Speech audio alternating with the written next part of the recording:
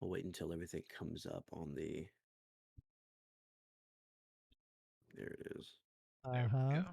Yeah. So you guys want to hear a story? Yo, run it. Run it. So I had this Japanese roommate at one point. It was a few years ago, and he was gonna make dinner, and it turned out we were out of rice. So I go to the local QFC, and I pick up 6 pounds of bulk rice. And I want you to remember that number.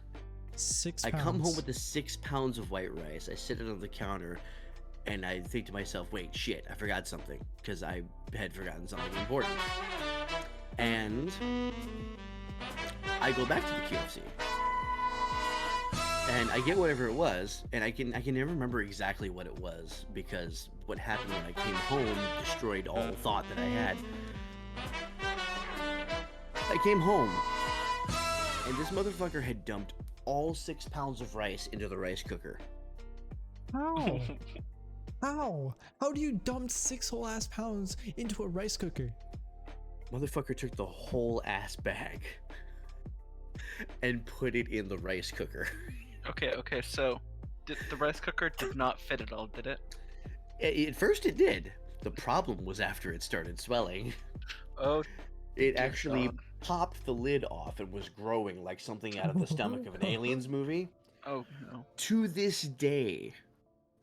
And if you ever see Blocks in chat, ask him about the 6 pounds of rice. Because this, I told him I'm revoking his Japanese card. There is no way somebody who is half Japanese should be fucking up 6 pounds of rice. That's crazy.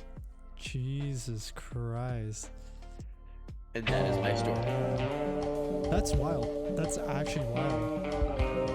How many people were you cooking for that you needed to cook 6 pounds of rice? There were 2 of us. 2 of you. 2 of us. What, he was gonna eat 4 of those pounds? You eat 2? Like, what's happening? I ended up writing him a roast song to the tune of Baby Come Back by Player, only it was Daniel Get Good, and of course the bridge mentions the 6 fucking pounds of rice. Mm-hmm. Because why would I not? 6 pounds of rice. Anyway, You're no longer Japanese. You're no longer Japanese. you know what's no longer Japanese? The podcast. But you know what? It wasn't. It wasn't Japanese to begin with. Welcome everybody to the D.I.P.S.H.I.T.S podcast. I'm Dio. We got Vic and my friend here, Dev, one of my IRL best friends, one of my first few friends I've ever had in high school. You know, super cool guy. Super cool guy. And you know what? There's something special this episode. You know what's special about this episode? What do you think? What do you think? What's so special about this episode? I'll give you guys a second to just think on that. We are now on Spotify and Apple Podcasts. Let's go. Yeah. Just launched that a few days ago, and oh my god, shit's busting already, man. And while I'm on the topic of Spotify and Apple Podcasts, welcome everybody, audio listeners from the Apple and Spotify podcast. I have a story for you guys, you know? Oh, you got a story now, huh? Oh yeah, I absolutely. Well, I gotta hear this. So when I was launching my RSS feed for Spotify and Apple Podcasts, when I was getting all that shit set up, right? Mm-hmm. I had it all set up, had the name, description, everything. I started uploading all my episodes. Took one night, uploaded all 9 episodes I had available with all the footage I had. Did all the compression shit, did everything set up.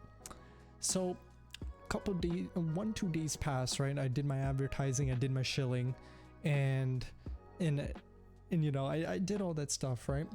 And I take a look at the stats, all right? And I come across social media tagging tips, all right?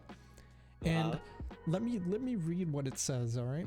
Social media tagging tips. Based on this episode's content, we identified some tags for you to use when promoting your episode on social media. Now, to give some context before I name some of these tags, on all 9 episodes, for those of you who've watched even 2-3 episodes of, or who have listened to 2-3 episodes of the podcast, or even watched it, you'll know there's one popular man, more popular than even me, the host of the podcast, Dan, our Romanian friend. All right, and the craziest thing is, I was looking at social media tagging tips, and I had 3 tags. You guys know what it was? Dude, Dan, and shit.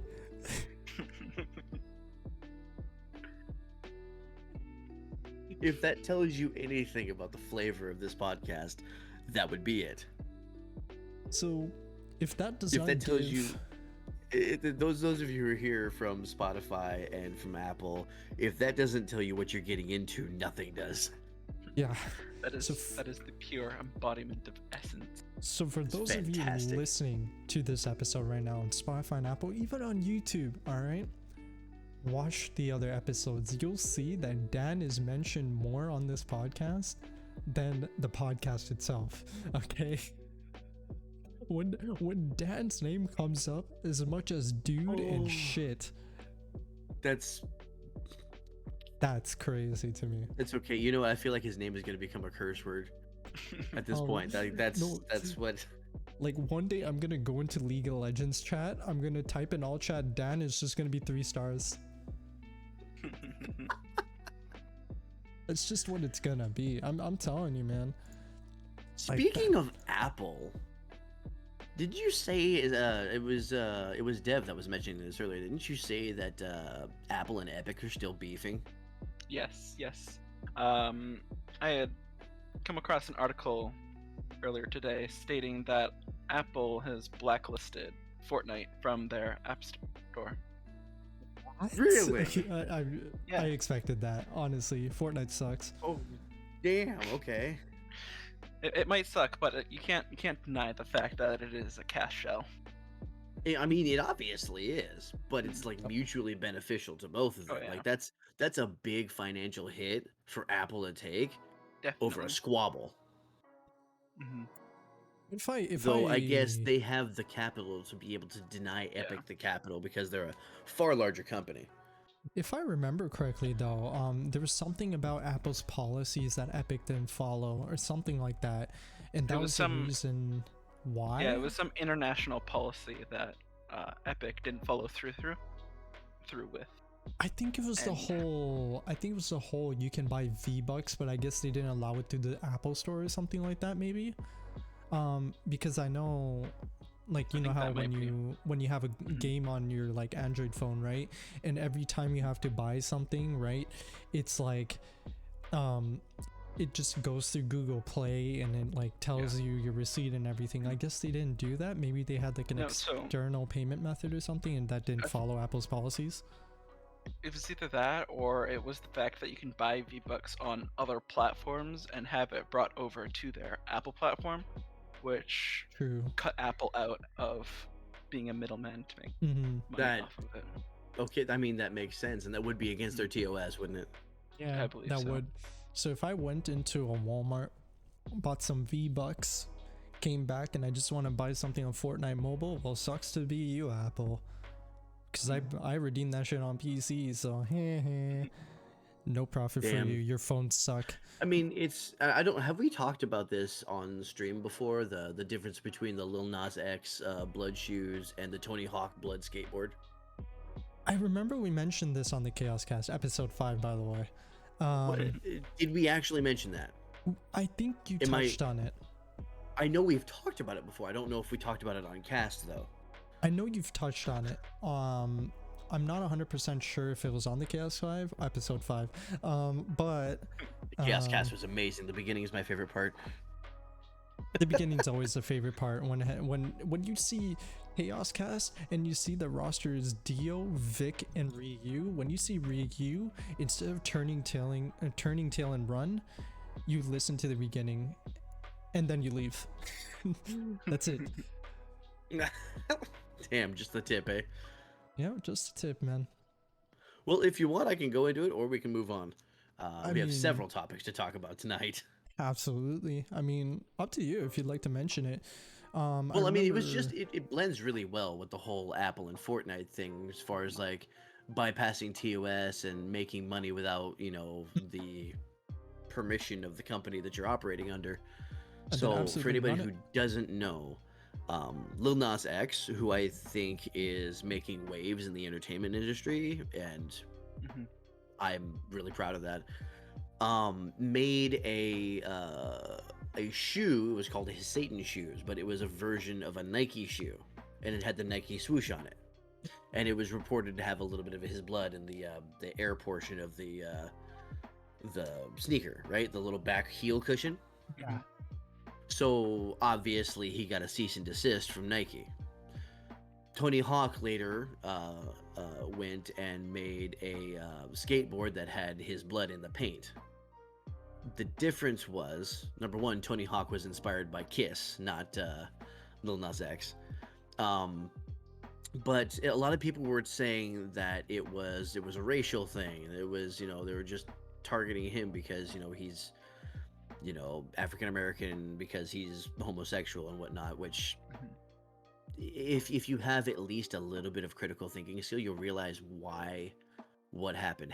Because what Tony Hawk did is he collabed with a skateboard brand Hmm. and said, "Hey," or I think they even reached out to him, "Hey, we'd like to make a skateboard with your name on it." He's okay. That's a selling point. Can we do this as well and do the whole blood paint thing? And they worked together as a collab and they made it. Hmm. Whereas Lil Nas X did not obtain permission from Nike to use their logo, Hmm. and was making money with Nike's logo without their permission, which is copyright infringement. Yes. So had he gone through the Which proper channels like Tony Hawk did, y'all could be wearing some Satan shoes right now. absolutely. But the thing is, you can't, especially in the world of business, you can't take shortcuts and just do stuff because you want to do it. You got to figure out the right channels to go through, Mhm. because Even. it could be a good idea, but with bad execution, it'll always turn out bad, right? Mhm. Much like this Speaking, whole Apple and Fortnite thing. yeah. Yes. Speaking of bad execution, actually, just recently, if any of you guys remember the Verge PC build, from a while back,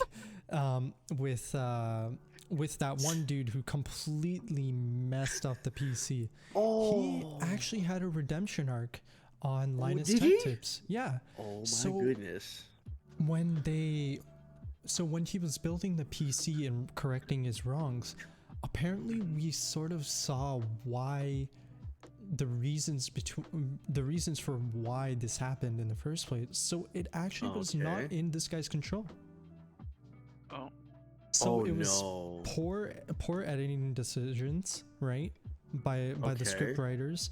No one decided to correct it, and he wasn't able to reach out to correct any of this because he was contractually bound to not share anything, talk to anybody about anything So for a long time. so our boy went on and found out later that they were making him look like an idiot and couldn't do shit about it. Yeah, pretty much. And he I touched would on, have been lit. I would have been livid. and what's crazy I is would have set the this building on man fire. for 2 whole years was taking flack on his Twitter. Oh, this poor Every dude. single tweet he made, someone's like, nice thermal pads, tweezers.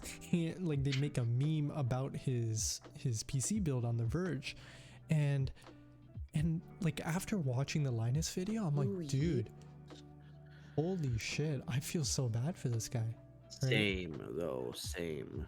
He took all this flack like a champion for 2 years. I can't imagine 2 years. Blocked Like I accounts. can't take flack for a week without stopping it and saying something. Yeah, I got my ass fired. like people memed him so hard they any percent speed ran getting blocked by him. That's how bad it was. 80% speed run. I'm not even kidding. God damn it. I'm not even Oh kidding. god. People posted, there was literally a thing on Reddit where people posted their times for getting blocked by this guy. This That poor fucker. Felt Can you so imagine bad. getting screwed over by a company that bad? You know, I can think of another person who got screwed over that bad by a company, and it was within the last couple years. Oh, Do you really? remember the name Wyatt Chang? No, that doesn't ring a bell. This was during a BlizzCon. This is when they announced Diablo Immortal instead of Diablo 4. And Okay. the guy, and Wyatt okay. Chang was the presenter for this. Oh, Mm. Don't you the guys have mobile phones? game. The mobile game. Yeah. My man was hung up to dry in front of that Dude. entire audience. And that poor dude in the red shirt, is this an out of season April Fool's joke? Like, and he had to keep running with it. He had to keep running with it because he was the presenter. He was the lead presenter. My boy got thrown under the bus. It's like that time when the LAN got cut out when there was like a tournament for, I think it was StarCraft. No. Yeah. And everyone in the crowd at BlizzCon was like, no more LAN, no more LAN. And they like just completely berated the presenters, and it was insane, bro. Something like that. Like I don't fully remember the story, but it was something like that, bro. And I was like, oh my god. That is Yeah, a whole nother level there. the entire LAN got cut out, right? Or like the power went out or something, and they had to reset the entire bracket. It was crazy. And one guy was about to win, and then he lost because of that reset. It was wild. That sucks ass. Like, imagine, and I've seen, here's the thing, y'all who have never tried to watch competitive StarCraft, it is intense. If you think Pro League is intense, if you think Overwatch is intense, hell, if you think CSGO is intense, you've not seen StarCraft. StarCraft 2 competitive or StarCraft 2 fucking pro leagues. These people's fingers are flying across the keyboard. They look like they're hacking in a simulation. The amount of micro and macro managing in that game is so far beyond my intelligence. Subgroups, and they're like hot swapping between subgroups and like going over here, and then they have their fixed camera positions that they have on a hotkey over here, and then it's like, what are you doing? Yeah. This man must be amazing in bed with his girlfriend. Like, fuck, them fingers moving fast, boy. He probably is, honestly, man. You don't realize that gamers get coochie, bro. They get telling you right now, like, you probably give my fingers a run for their money. I mean, you Boys, are Italian. Like, I can't. I played StarCraft 2 one time with my friend Sherry. And she's played StarCraft competitively, so I didn't stand a fucking chance. Fast as fuck, boy. Yeah. No, it was an absolute slaughter, and I never played again. Dude, I remember when I played StarCraft 2, we played like this custom Halo mode or some shit, right? So it was me and my boy on one team. I think it was my boy Todd, and then on the other team it was Chrono and two other guys. So it was a 2v3. I'm new to StarCraft. I don't know what the hell I'm doing, right? Oh, so God. I was basically a unit factory, and my boy Todd did all the micromanagement. So you're like, just gotta produce. This is what I'm good at. Get the materials, make them into shit. Get the materials. Oh, this looks like bigger shit. And the crazy part is, we clapped them 2v3. Damn. Because I made like three or four like warship class like units, and we just sent them, and they were getting like absolutely tomb raided. It was insane, bro. Oh, that's my god. I know what I forgot to do. Oh shit. It was like, dude, it was insane. And I was just like sitting there, right? I'm casually like, I'm listening to music. I don't know what the hell I'm doing in StarCraft. I'm just producing units, give control to Todd, producing units, give control to Todd. And that's all I did the entire game. I produced units, and he took care of the rest. Yeah, he took care of the rest. And so he had his own units plus my units. So he just sent. Oh my god. Dawn of War game. Damn. Yeah, it's competitive gaming is rough, like, because if you think about it, the only easy stuff to play is going to be like the overpowered stuff in a certain rank, and then you're gonna climb, you're gonna get to a rank where that's not effective anymore, and then your entire playstyle just dies. And then you drop way back to the bottom. RTS. I mean, where you just get stuck in elo hell because you can't learn anything. RTS is a genre of game I will never be good at. All right. Seriously, same. Like, I will stay on my I will stay on my genre of shooters. Please give me all the shooters you want. I'll clap some kids in shooters. Please do not give me an RTS because I suck at RTS. I don't even know what genre of competitive gaming I'd be at. It's obviously not shooters. It's not fighters. It's not racing. Like the best I ever did used with to be in racing was the shooters. Wii version of Mario Kart. Like Lemnis Gate was the best I've done at something, and there are smarter people out there than me. So I'd say I the feel closest that thing to on a deep competitive that personal I could. level. I think the closest thing to competitive I could do right now is Wii Sports Bowling. I'm Wii Sports Bowling. Yeah. Dude, I remember. Do you oh remember my the God. old early games? Dude, Oh. speaking of Sports Wii Sports Bowling, right? So I was scrolling through I was a Instagram. champ at boxing. Dude, boxing was sick. But bro, like, There was VR before there was VR. dude, that Yeah. was so sick. That's so sick. But we don't talk yes, about the Nintendo VR. Oh, Nintendo. Oh wait, yeah, the Virtual Boy. Labo? That's it. Labo? No, we're talking No. about the Virtual Boy, Oh, the Virtual NES VR headset. Boy. Oh, Mm, that was a I shit hope show. you don't wasn't like it? your neck if you ever want to use one. Uh-huh. Dude, that thing Yeah. was like a brick. Virtual Boy was ass. It was way ahead of its time. They didn't have the technology. That's God, one thing, no. good thing you can say about Nintendo. They're always innovating, Mhm. always trying to do something wacky and weird. You could say that have- about and then the- Sony too. I mean, you got the Xbox, which is kind of the middle ground. They innovate a little bit. They change stuff around a little bit. They're still finding their place.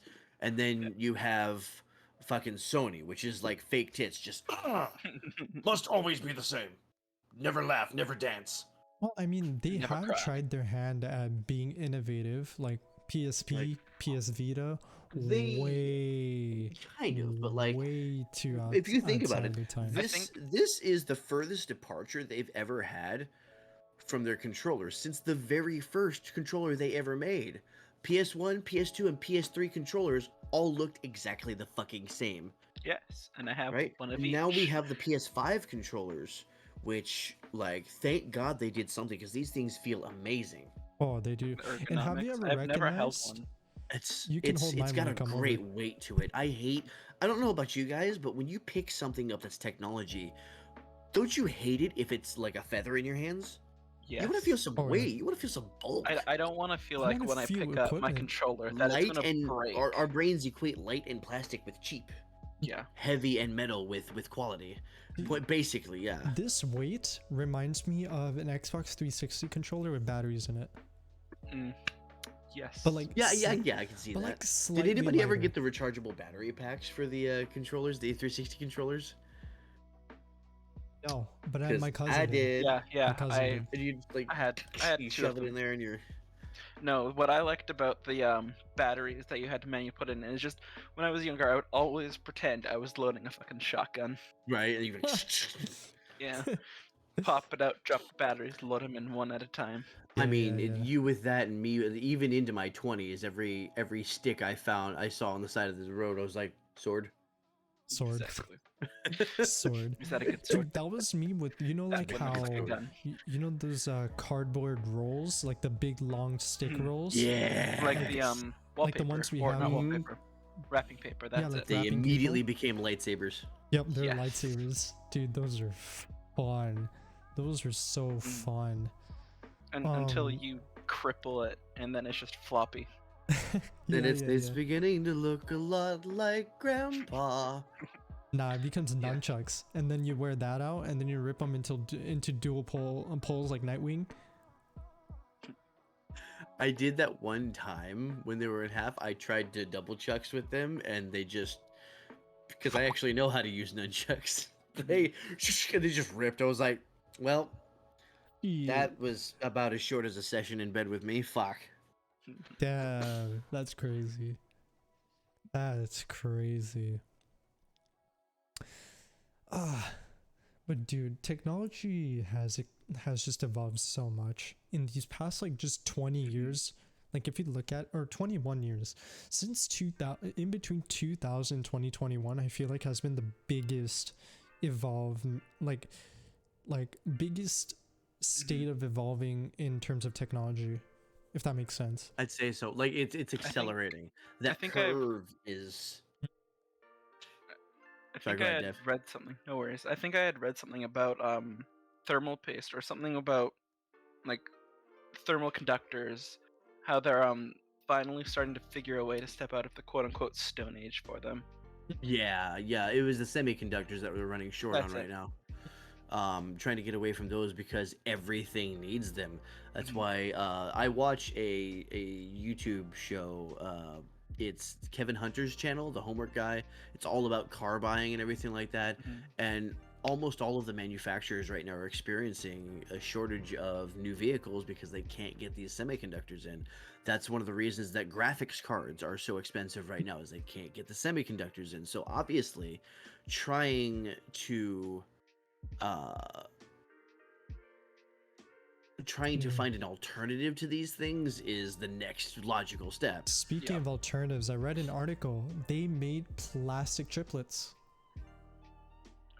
Flexible plastic chips, like chiplets. I saw that. I didn't know that was plastic. It looks like it was some sort of a. They're based on ARM, so it's ARM architecture.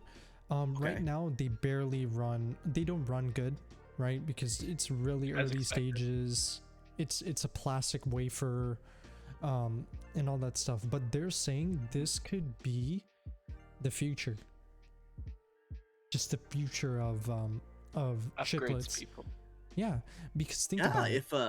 If you have a flexible chip, then you don't need to stick to motherboards. A flat board, yeah. You could do like you could do like cylindrical poles of like. Yeah. You could have like a little handle and just click one in, click another one, like, and have these things that wrap around. And if they can manage to get that knocked down, think about Samsung's folding phones. They would be way less bulky. Much thinner. They'd be a lot like our more thinner smartphones nowadays, which is really Plus, you cool. could actually step on one and not break it. Yeah, true. But we're far away from plastic arm being actually viable in current space, because obviously it's still R&D, very cutting edge. Yeah, technology, it's still very early for that. But can you imagine once things going with this whole flexible thing? Do you remember that secret scam that they had out? Which it was the bracelet that was supposed to project your phone screen onto your skin. Yeah, I remember that. That was a huge thing. It was a huge scam because obviously, like, if somebody with hairy arms like my ass, like, wouldn't you see the shadows of the hairs? But no, it was it was edited video. But with like the flexible technology, you could see things like that becoming possible. They're already up to foldable phones now with the foldable screens. Yeah. Speaking of meme technology, Google Lens. That's they were trying so hard. I would love to have a wearable heads-up display like that, but it looks so bad. I believe it became illegal, and that's why they removed it. Bonus if the HQ is in Portland. Oh god. But like, I remember Google Lens, the reason why it didn't launch worldwide was because it was like privacy issues and shit. Because you can use those glasses to record everyone's face without them knowing, right? You could record conferences, you could like record faces and shit. So like, I guess that was like a security risk, and that's why it became banned in so many countries that the plan just got scrapped entirely. As cool as it was, and I wanted one myself. I wanted a Google Lens. I wanted to have just fake ass glasses, just have a hologram. Yeah, right. You know what I mean? Like, think about how great that would have been though for communicating across languages that you don't understand. Dude, Imagine They trying to do have a have phone call with your hands full. Like you just use yeah, your they do eyes. have Select, Yeah. exactly. call phone. If you could do something like that, they have a device called Ely that they were trying to sell. And it was a real-time translation tool. You could talk into it, and then it would repeat in a text-to-speech voice in the language that you were Okay. trying to do. And then the other person would talk into it, and then it would parrot it in English to your ear. Go to the The big bathroom. Est-ce que videos je peux were aller aux toilettes? S'il vous the, plaît. the big examples. They actually took it to Japan, and we're doing video of using it in Japan. Pondes. Telling these little geisha girls that they wanted to take a picture with them. It was like, oh, which was adorable. But like Pondes. Ely, I think it's still called Ely. Let me look it up. That's pretty cool. There's just a lot of really cool concepts. Like a lot of really cool concepts. Ely is the Persian word for or. Thanks, Google Translate. I wasn't looking for that. Hey man, maybe they're just kind of trying to call it an or. You know what I mean? Ely translator. There we go. Okay. Ely offline speech translator I'm seeing listings on eBay for it. There's also some copycats. The Cheetah CM Smart Instant Language Translator, double the price. Jesus, they're really trying to monopolize on it. Have their own site anymore? I'm not seeing their own. I'm seeing it on Amazon. I'm seeing it on eBay. I'm not seeing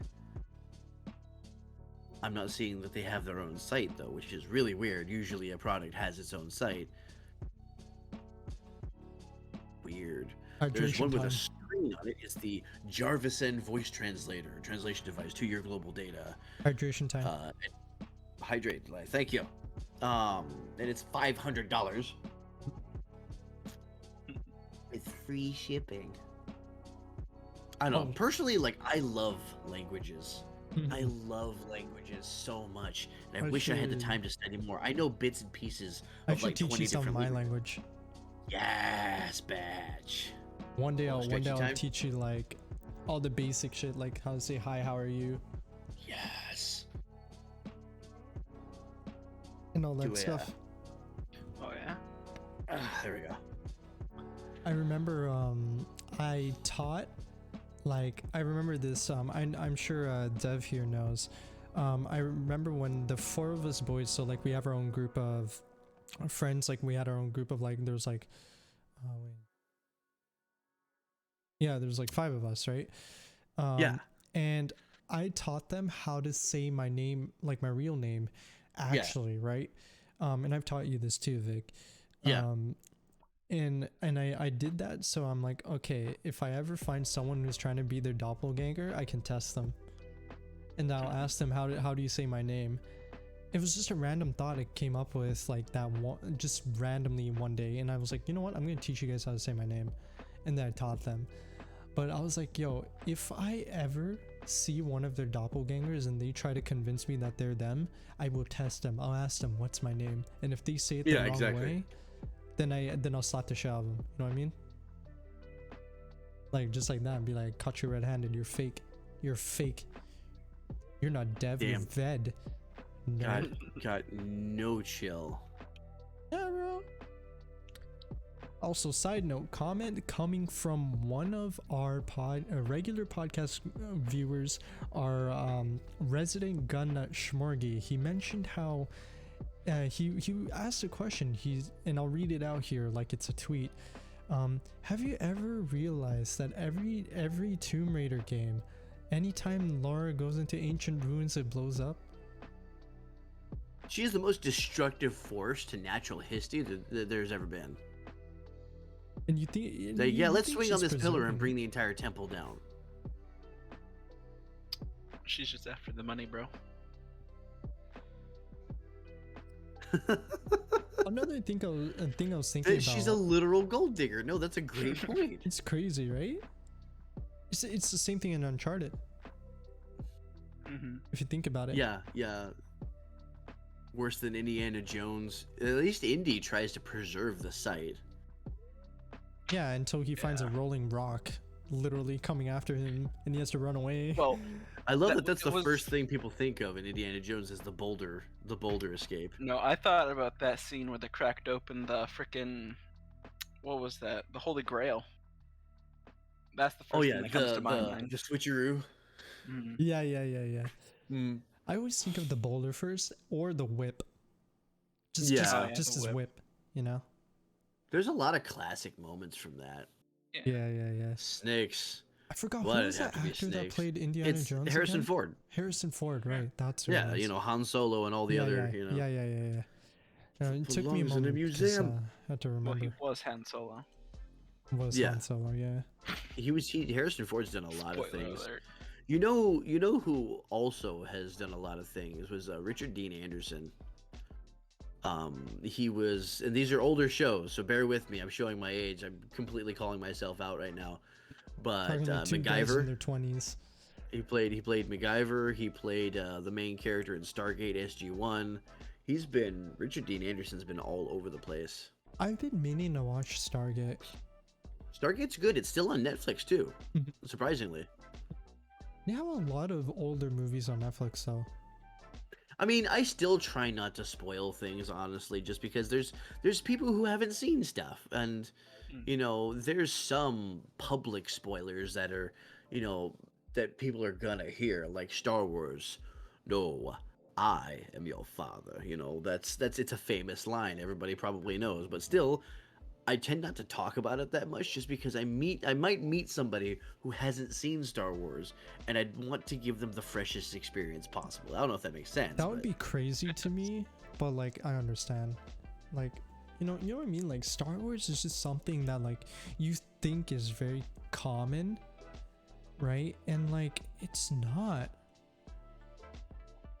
Like it's just not.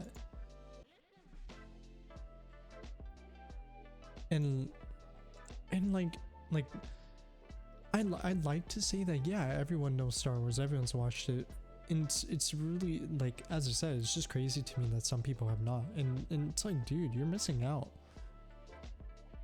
It's like I'm not like a hardcore Star Wars fan, but I like Star Wars, right? And I like to watch it, and I don't care about the last 3 movies, but I do care about the canon series, like the other, like however many movies were. What was it, like 5, 6? Originally, Six I mean, originals, you had the original trilogy, which was 4, 5, and 6. Mhm. Then you had the prequel trilogy, which came after because he wanted to save that for better technology because you couldn't make a puppet Yoda jump around. You needed the CG. So it was smart the way he planned it. Then you had 1, 2, and 3, and then we have the ones that nobody wants to mention, 7, 8, and 9. We don't Wait, talk what's the about 7, that. 8, 9? I've only What the seen hell? 7, so I only think watched I've 7. seen 2 of them. I do Dude. want to watch them just to say that I've seen them. Didn't we go watch one of the newer Star Wars with the boys? Or We saw the first one. We saw the first one. That's what it was. Was Yeah. okay, was the prequel trilogy before Disney bought it or was it after? I think it's before. 7, 8, Okay. 9 were after Disney. Okay, because I So don't know 1 to where that line in the 6 sand was drawn. 1 to 6 was original, if I Okay. remember correctly, and then Because like a lot of people Yeah. thought that even the prequels were inferior to the original trilogy. Mm. Because there was a lot of flack about how the Phantom Menace was the worst Star Wars movie, and it didn't look anything like, because they went all CGI. Whereas if you've seen The Mandalorian, God, that show. The Mandalorian put Star Wars on its back and fucking carried. It had the perfect blend of CGI and old puppetry, and it felt like is. Star Wars.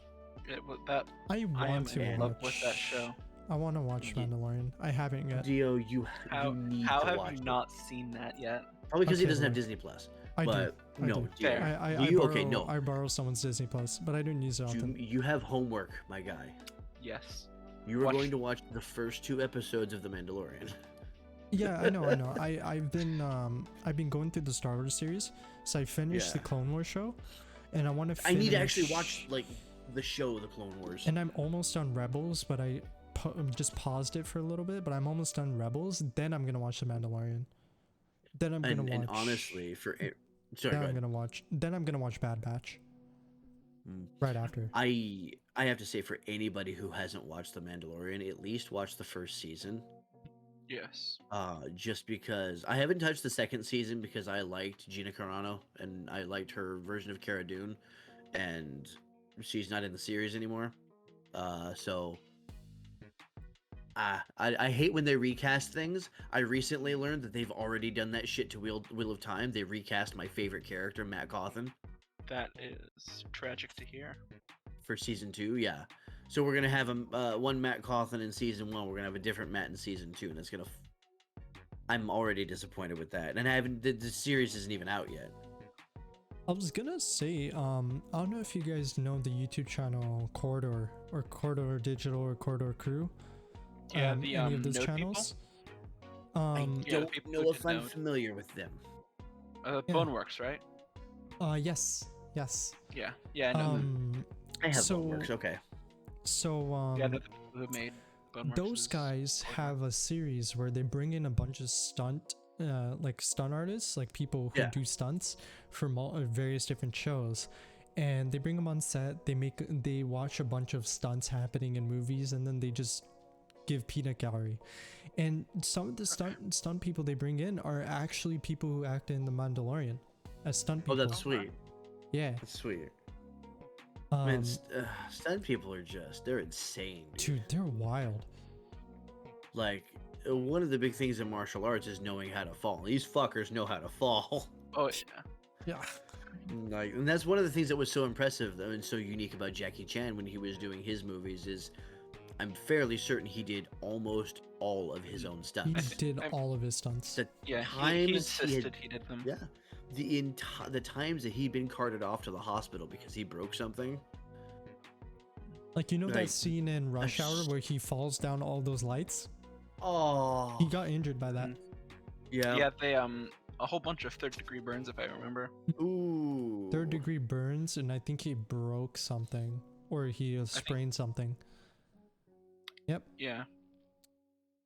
I'd have to look Um, it up, but I'm Yeah, pretty because sure what you are happened correct. was on that light, because he had to do, I think he had to do like 2 or 3 takes of it.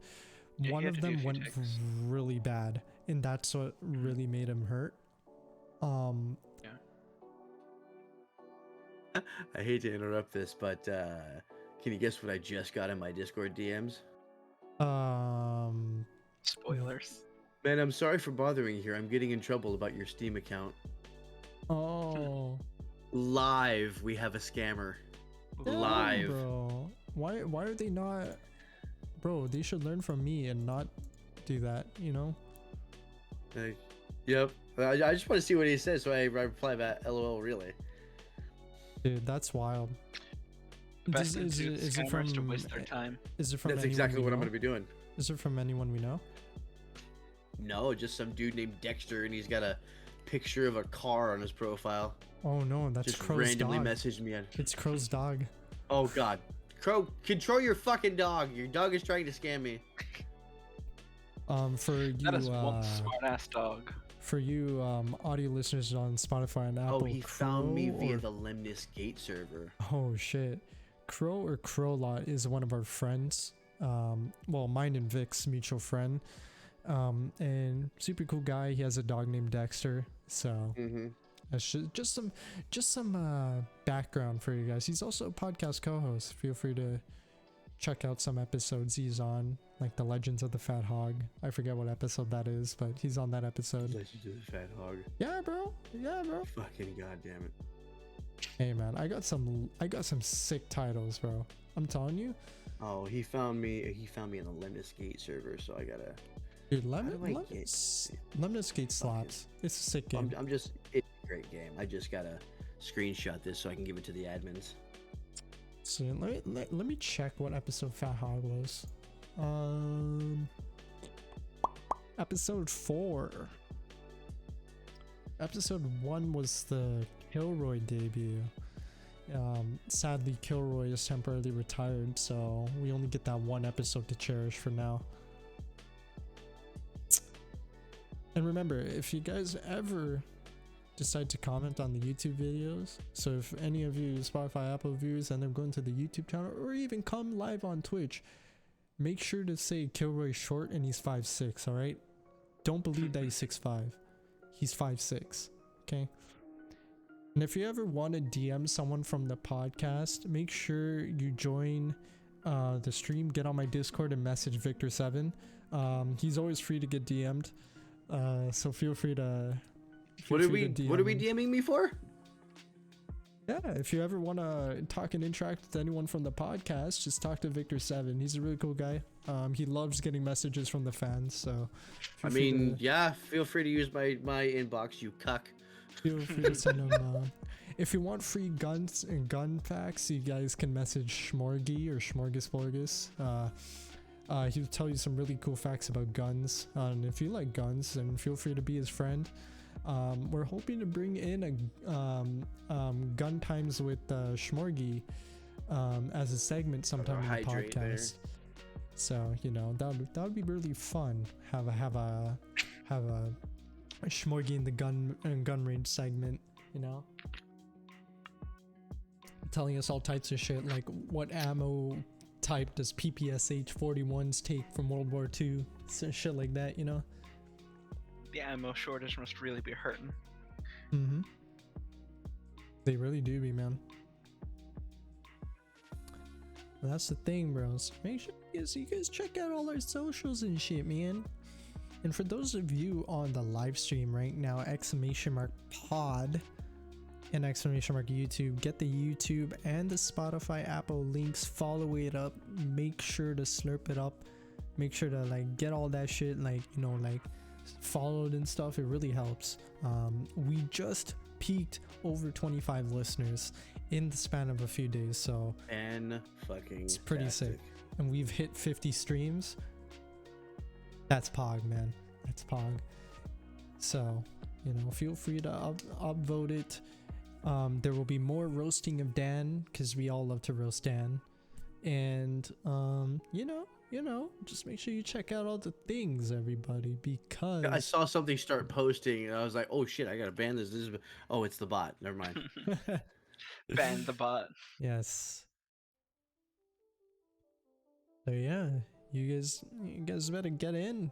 Do all the shenanigans because we got a lot of content coming. This is a new podcast.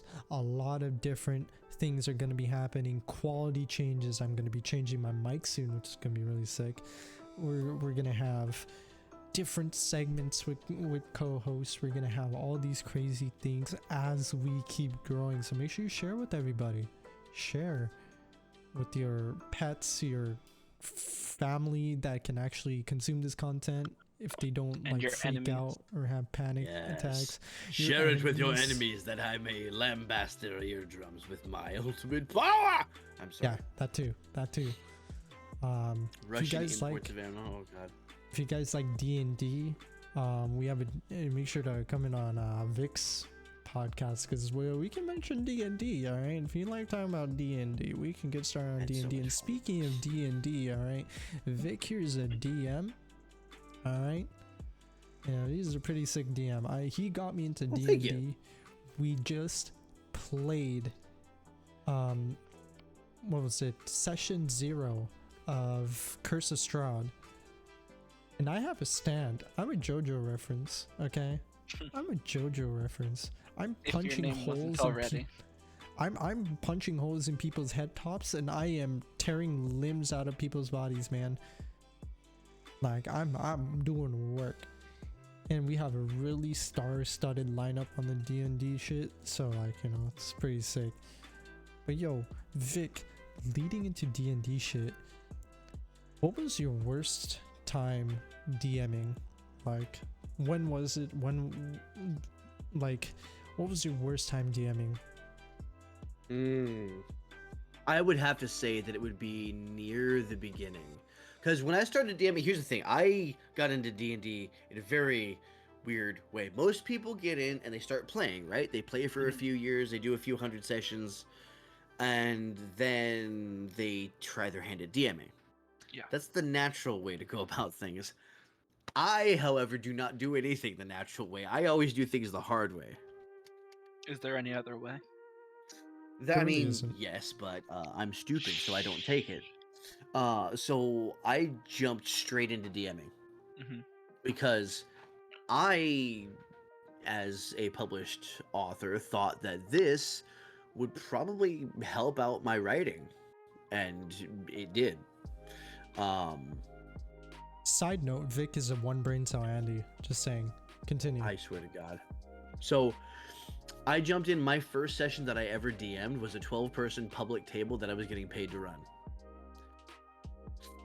I had a co-DM. I was going to do all the story stuff, and he was going to handle all the rules stuff.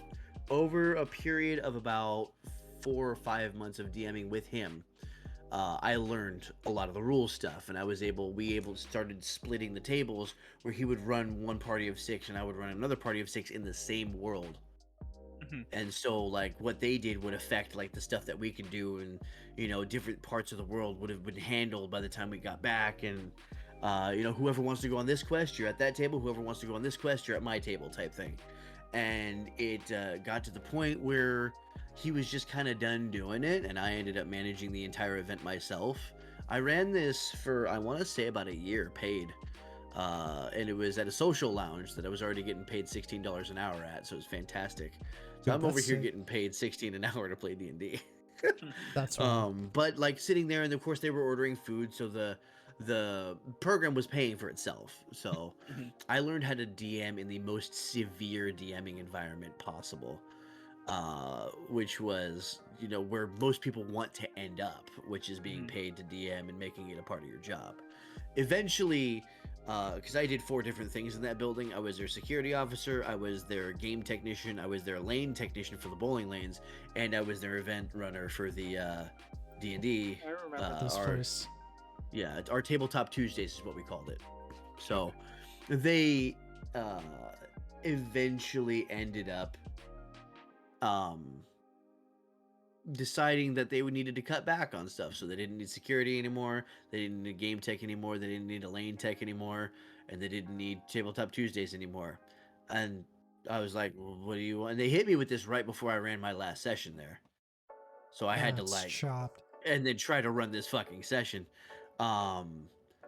They offered me a handout, and I'm looking at the jobs that were available, and they're all $12 and $13 an hour jobs. I'm like, you want me to take a $4 an hour pay cut? That I'm ain't right. sorry. That ain't right. So I laughed at them, and I put I placed the paper on the desk and walked out of the meeting. I ran my last session and gathered my shit, and they never saw me again. I eventually ended up taking that game home and experimenting more with it. I built a core group of players. And that's where we just finished that campaign. That campaign ended up running for a total of 3 years. Damn. And we Jeez. just finished it, and they beat it, I want to say about 2 months ago. So I've been formulating a new campaign for that group of players, but also I know a lot of people from the Twitch community are really into D&D, and there's a lot of people that have been really curious about D&D as well. So I thought, okay, me being a DM, why don't I try running a module like Curse of Strahd, which is one of the highest rated modules, right? I've never run anything that's pre-written. I usually like to run things that I write. So we did a session 0 on Monday. It can be homebrew, sure, but it's more just my own storytelling, because it's easier for me to manipulate the world and have it react to what the players are doing, because I know the NPCs. I wrote the NPCs. I am the NPCs. So, when Dio asks me a stupid question, I can grab him by the throat and squeeze until the breathing stops, Excuse me, I tried to tase him. Okay? I tried to tase that orc. This motherfucker went to try to prank a 7.5 foot tall female orc blacksmith. That would have been a very messy situation. If not for his stand, he may have died. Yeah, because she just straight up, I had to roll a stealth roll, and he rolled a 4 against her 19 perception. So already instantly, starting off great. eyes are bugging out. The fucking party just left him there, because this was like the 3rd prank he tried to pull this session. I don't blame the party. No, like they didn't want to die. Hey, so, but like, and all in all, it was kind of our session 0. It was just people getting used to their characters, and I had like a little mini quest that I had written in 5 minutes, but everybody seemed to really enjoy it. So It's usually the best. I'm so salty, man. I tried to steal a cake and I got shut down. I You got rolled shut down by Bender. I rolled the best rolls of my life. I had a +4. I had proficiency and everything, bro. And I lost because I'm at nat 20 twice, bro. He nat 20'd twice. Fantastic. It was This- just not meant to be. This bucket No. shut me down on high 15 plus rolls, man. I had 15 plus rolls. I rolled like a 17. Okay, I he rolled a wasted all his- 19. He wasted those good rolls because as soon as y'all got into combat, it was Whiff City for him. Ooh. And you're over here punching people's skulls in, just hanging there on your arm. True.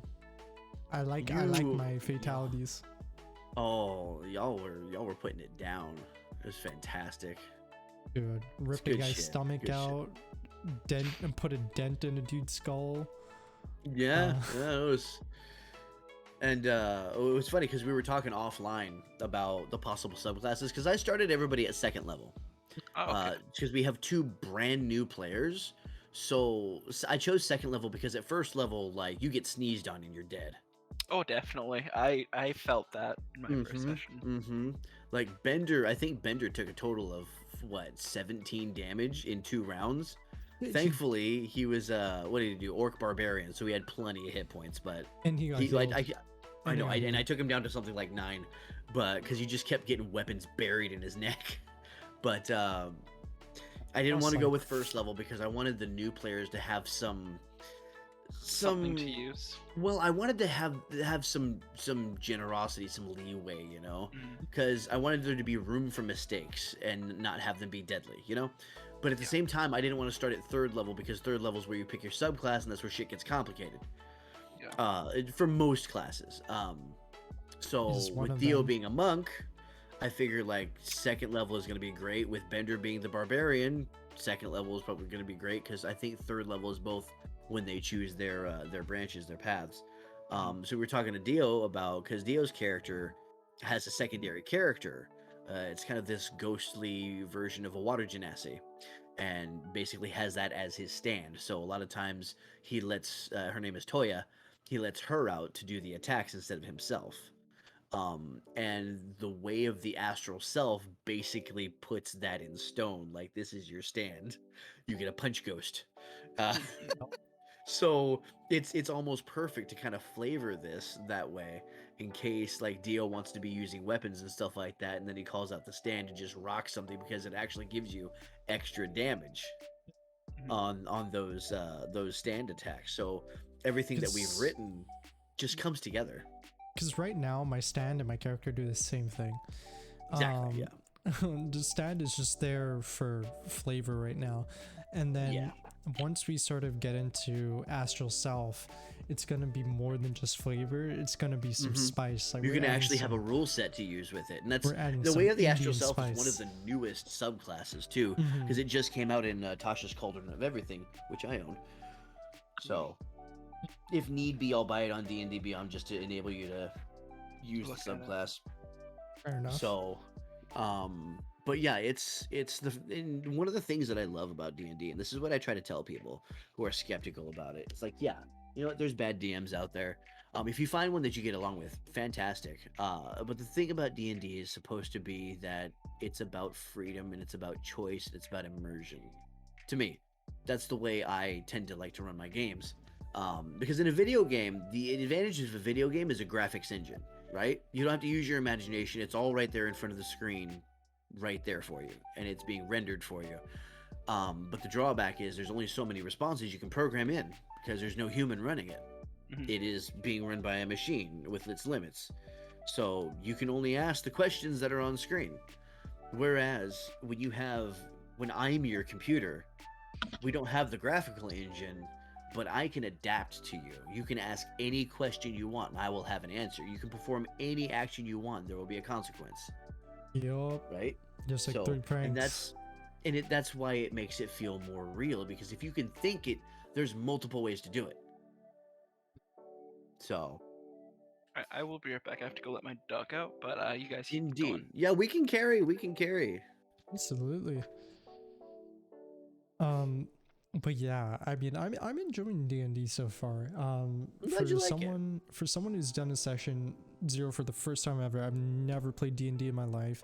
I knew nothing about D&D. I have minimal knowledge of the game whatsoever, right? And genuinely, it's a blast. I'm glad you enjoy it. I'm enjoying it so much, and well, partially it's because of your DMing. You're doing an amazing job, right? I appreciate that. And second, you know, it's because like I've never done something like this before, and it's so different. And yeah, in a sense, this is bringing out sort of my acting. Mm-hmm. In a sense, like I had to act like a drunk guy for the first time. Uh-huh. And that's the cool thing about D&D too, is you create these moments, and especially since you're going to be recording it, it's going to be on the stream, you can capture these moments. Like I was so happy that, again, my favorite D&D moment was "Don't touch me, you filth," and that's forever immortalized as an audio command now. Facts. Yeah, his drunk was cash, wasn't it? Yeah. It was fantastic. Dude, I was so happy about my drunk because you guys really liked it. Yeah, and that's the thing though. That's part of D&D. I throw you something and you run with it. You know, you throw me something and I run with it, and that's just how it goes. When you said what's it called? When I tried to do con saves and absolutely bomb them, I lost my ability to speak while drunk. Oh yeah, what the hell am I supposed all of to his do? languages. Gibberish. In one point I was like, yeah, you know, like I don't know what the hell I was doing, right? Yeah, just fucking do it. And it was fun. I genuinely enjoyed it, right? And how did you feel about the little mini story that I threw together with the drow and the frost pixie? That was nice. The other mini story I liked was Brick and Captain. Oh yeah, that was just I honestly that was just improv. I was just reacting to what y'all were doing. I thought, hey, this would be really funny. Let's do this. It's funny because returned. Welcome back. Thank you. I was laughing so hard. I figured he was the perfect person because he was the only one who would probably react the way that I wanted somebody to react, rather than just going all full horn dog on her and getting killed. Oh God. My character would absolutely get killed. If the orc was if not by her, then by Toya. Like, if the orc is not enough, it's gonna be the captain, because Toya will not save me a second time. Oh no. My character was at the point where my stand was like, dude, this is your last chance to live. You screw up, I ain't helping you, my G. I ain't helping you. Right? Yeah, a nat 20 on unzipping a dress, absolutely. That's well, no, that was for zipping it up. No, you're right. It was unzipping. It was like, shoot, I'm out. Bye. Like he fumbled on zipping it though. Oh, that was fantastic. Dude, imagine it just turned into a romance anime and then she just fell for him. Oh, no. That would have been funny. Well, see, here's the thing. I usually try to avoid that. Right now, my dilemma is how far should I push this? Oh, the brick and captain? Because I have an idea. I could do a thing. And because you guys are in a completely different land now, but I could do a thing. And I'm debating on whether or not I should do the thing. A cutscene? No, not a cutscene. Like, to insert things into the Curse of Strahd story, because you know me, I like to write my own shit. So, Shmorky says, do the thing. If you think your players are going to like it, then I think you should do it. I think I'm probably going to. And I think it was money. Dev, I don't know if I don't think I have you on Discord or anything like that, but if you add me, I can explain my idea and give you, because obviously I don't want to talk about it right here because I have, like, one of my players is right fucking here, the other one's in chat, like, and this is being recorded. Yep. Right. You don't want to spill the secrets before they're even on the table. I'm surprised for it, because dude, I can't wait for session 1, because session 1 is that's when the cash money is gonna start flowing. Trust me. Oh yeah, it's gonna be. Oh, there we are. Got that friend request. But Let me like see that's if I just go ahead. D&D's fun. D&D's Yeah, fun. I've been I if you have the right DM, it is a fucking I remember blast. Vic was like, dude, you gotta play D&D with us. I was like, can I have I a stand? gotta He's get you like, into a game. I was like, can I have a stand? He's like, bet. Absolutely. He If you reflavored a whole ass monk just so I can have a stand. Yeah, if you can think of it, we can make it happen. Just gonna, within reason. That way, it's not broken, and everybody else gets to have fun too. That's all. That's really. I want there to be an even amount of fun for every player. Mhm. That's literally the only goal I And I have. like how you integrated Toya so far with the whole. Well, you like the back and forth. Yeah, I like the back and forth. It's funny. I never thought, like, honestly, okay, when I was thinking, like, okay, if you're gonna be Toya, like, if you're NPCing Toya, Yeah. then how are those interactions gonna be? How am I gonna respond? And Yeah. like, to me, right, because I've never done D&D before, I don't know the flow, I don't know how things are gonna be or how into it Yeah. I'll be, right? I was not in a sense nervous, but I was sort of like unsure how things were gonna happen, how I was gonna execute things as my character, and I didn't even know how I was gonna execute my own character, right? But then Yeah. as we sort of got into it and I felt around on how my character's personality should be, and I sort of tried to sort of fit the mood that I wanted to bring with my character. I got into it, I became the character, and I did what I had to do to be a meme. Yeah, and that's exactly what we want. Is once Yeah. you get into it, you start feeling it, you start understanding how your character is going to respond in certain situations, because you know that character so well. That's what the session 0 is for, is to get your feet wet, get you kind of wading into the pool, and be like, okay, yeah, now I feel like I know what I'm doing. It's like So, it's like you don't expect one of your like players to just nickname every other player no, Pedro, that's Pierre, and Brick. brick, fucking brick. They're not That's- even named that. No, but it's that's one of the cool, unique memories that you've created with this character. Yeah, Because you have, and everybody has something special.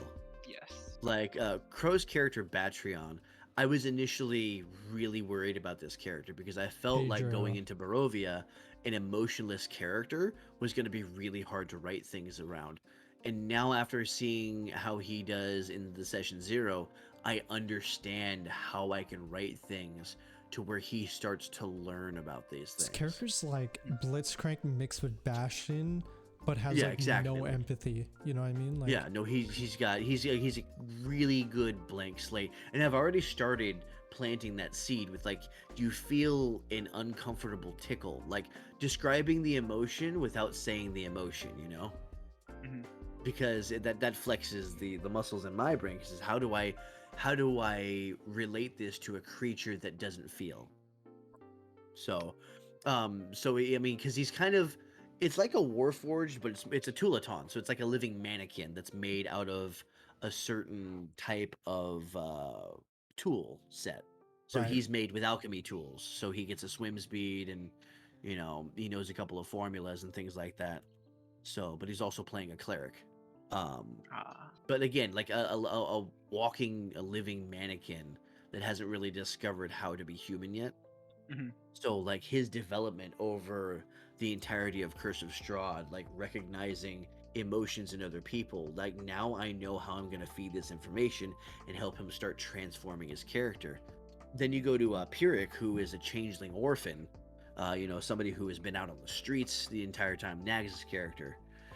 Okay. You have somebody who has been forced to appear as something he's not for most of his life, who has had to earn everything he's had because he's never had anybody to help him out.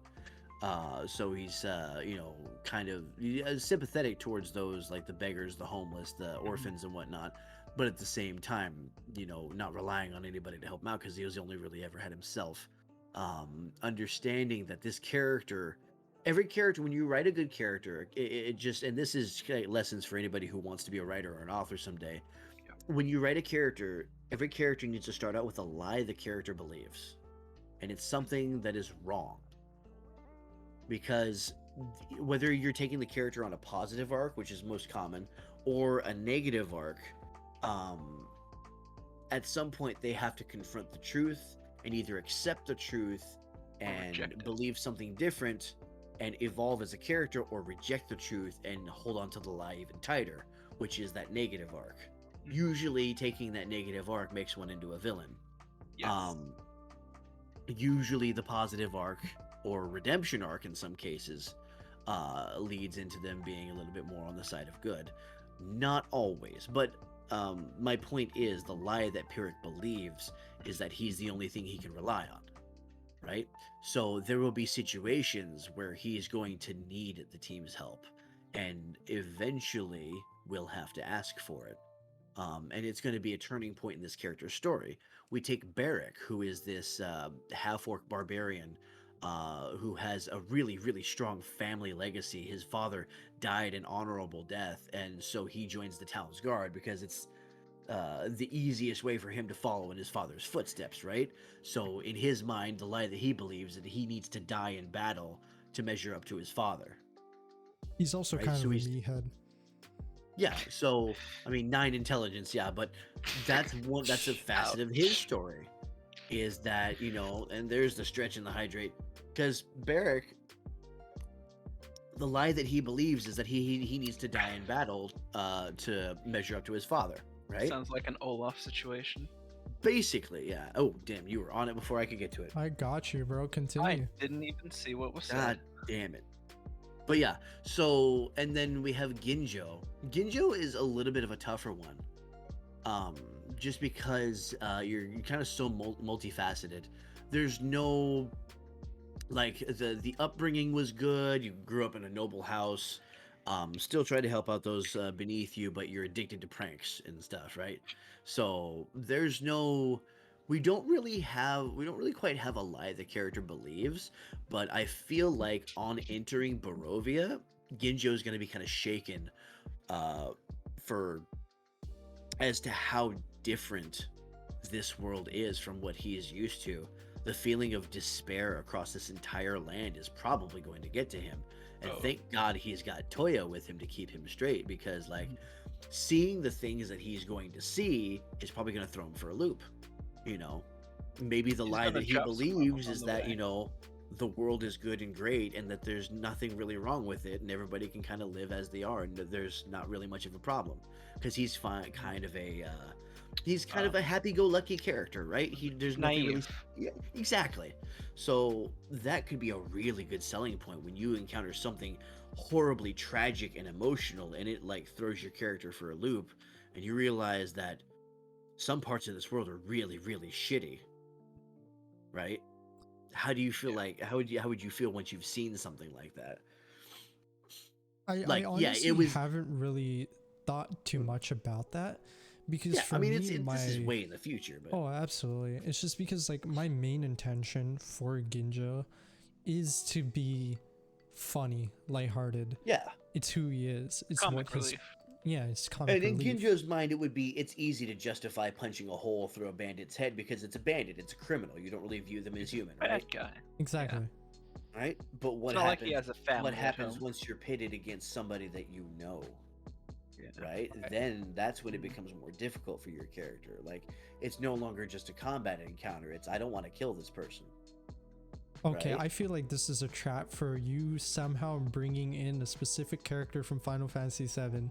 No, and you're no. I just gonna- promised you I wouldn't do that. You're I just gonna promised do you I me wouldn't dirty. do that. Just gonna do No, me no, no. dirty like that. Everything. No, what everything he's that I'm- gonna do?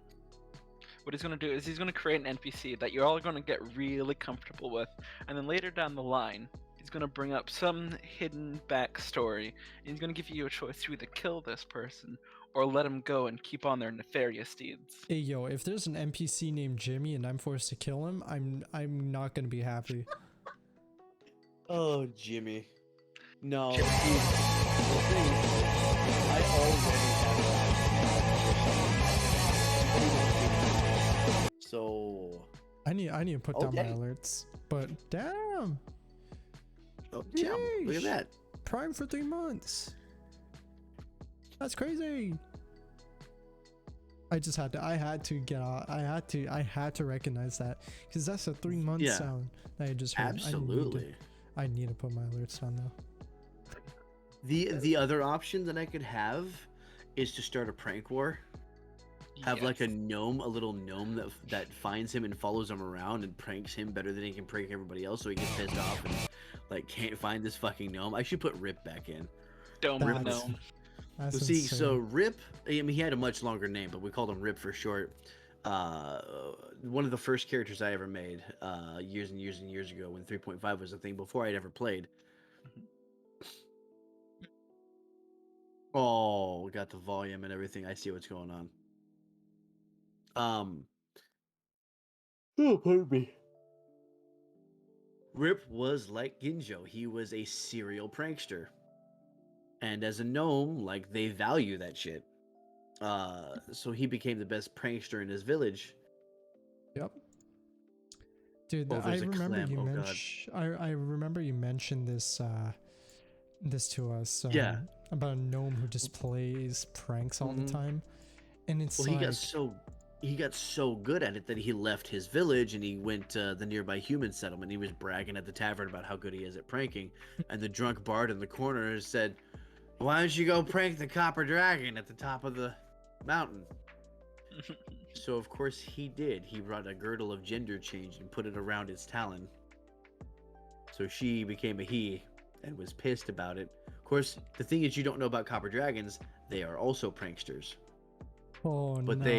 they do the more deadly style pranks. So this entire campaign that I was writing was all because of all these weird deadly things happening because a gnome started a prank war with a copper dragon. Gotcha. Dude, Yeah. like I would love to find a way to develop my character more than just being comedic relief. Like, it's great to have him as a joke character, and that is my intention, and that will be my intention throughout. But I feel like he needs a way to mature, because he does have times when he is very, serious, mature. Yeah, you demonstrated that when you were talking with people. Yeah. Mhm. But then he I also has that honestly lighthearted. wouldn't worry about it because you're gonna have plenty of opportunities for character growth. The way that the story in this particular module goes. So Maybe like I make some jokes and people are more grim and they don't laugh at it, and Oh, it sort of gets to me. It's like, why aren't they laughing? Am I like, what's happening? Like, I thought I was being funny and lighthearted, yeah, like stuff like that, because that could potentially break Ginjo, because he's that type of guy who runs off enjoyment, the rush of pranking people, the enjoyment of people smiling and being happy and enjoying their time. He wants their Right. attention. Right. absolutely, yeah. He thrives off And that. when that disappears, He sort of So does comes he. to a yeah. Who is And that would he be an without the interesting attention? thing. well, I mean that's another thing that you're gonna realize real quick is that Barovia is a very different place. Where Pranks a dude and get is, shanked. I mean, where Tulanen is bright and colorful and happy, Barovia is a very sick and depressing place. Mhm. It's very gray, it's very colorless, it's very lifeless. People look at you with bags under their eyes and close their shutters, like it's a very unfriendly, unwelcoming place. Mhm. Despair is the name of the game there. So over time, I could imagine that wearing down somebody like Ginjo, who is Absolutely. used to this positive energy and this happy-go-lucky, goofing around, messing around, making people laugh and smile, and then you get this place where there's absolutely no laughter, or if there is, it's the wrong kind. You know, Where the street drunks laugh at the children they beat. or the hags laugh at the Mhm. children they're eating. Yeah. Jeez. Like it's a very, very dark place, and there's so many dark, twisted, horrible things to discover there that I feel like they're perfect opportunities for just a little bit of character development for everybody, because some of this stuff is going to shock people, and I think that shock value is going to go over really well as far as like, how are you as a team going to handle this? Pack specs, go home. Except that you can't, because the mists of Barovia, only the Right. Vistani can take you back. Yep. Or you have to break the curse. Indeed, which is what the Curse of Strahd is all about. Yes, sir. But honestly, like, I'm super impressed with the way that everybody's played. I'm super impressed with the synergy of the party. I'm Dude. impressed with the way like everything going. And even though it was just that one session, like there was so much really good. Just I was going to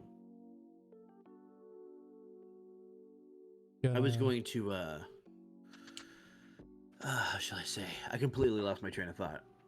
That's alright. You're gonna what? Like prompt people to sort of look at their character or something. I don't know. Well, again, there's going to be a lot of opportunities here, and just watching how you guys work together and, you know, take the curveballs that I throw at you and make something out of them is going to be, I think it's going to be a treat. This is going to be a very, very unique game. I mean, I'm glad. This really does feel like a moment unique to just the 5 of us, right? You know what I mean? Like, I don't feel like anyone else could replicate what we're doing. Yeah. You know, like you could start a Curse of Strahd campaign, but you're not gonna have the same Ginjo, right? Because Ginjo's me. I'm Ginjo. That's my character. That's literally a facet of myself. Ginjo is the engine for Ginjo is in your brain. Exactly. No one can replicate that better than me because it's my character, right? His mannerisms, his habits, his sense of humor, and all these different things are my brain engine. Same with Barrick or Brick, as I call him. That is purely Bender. Bachion or Pedro, as my character calls him. That lifeless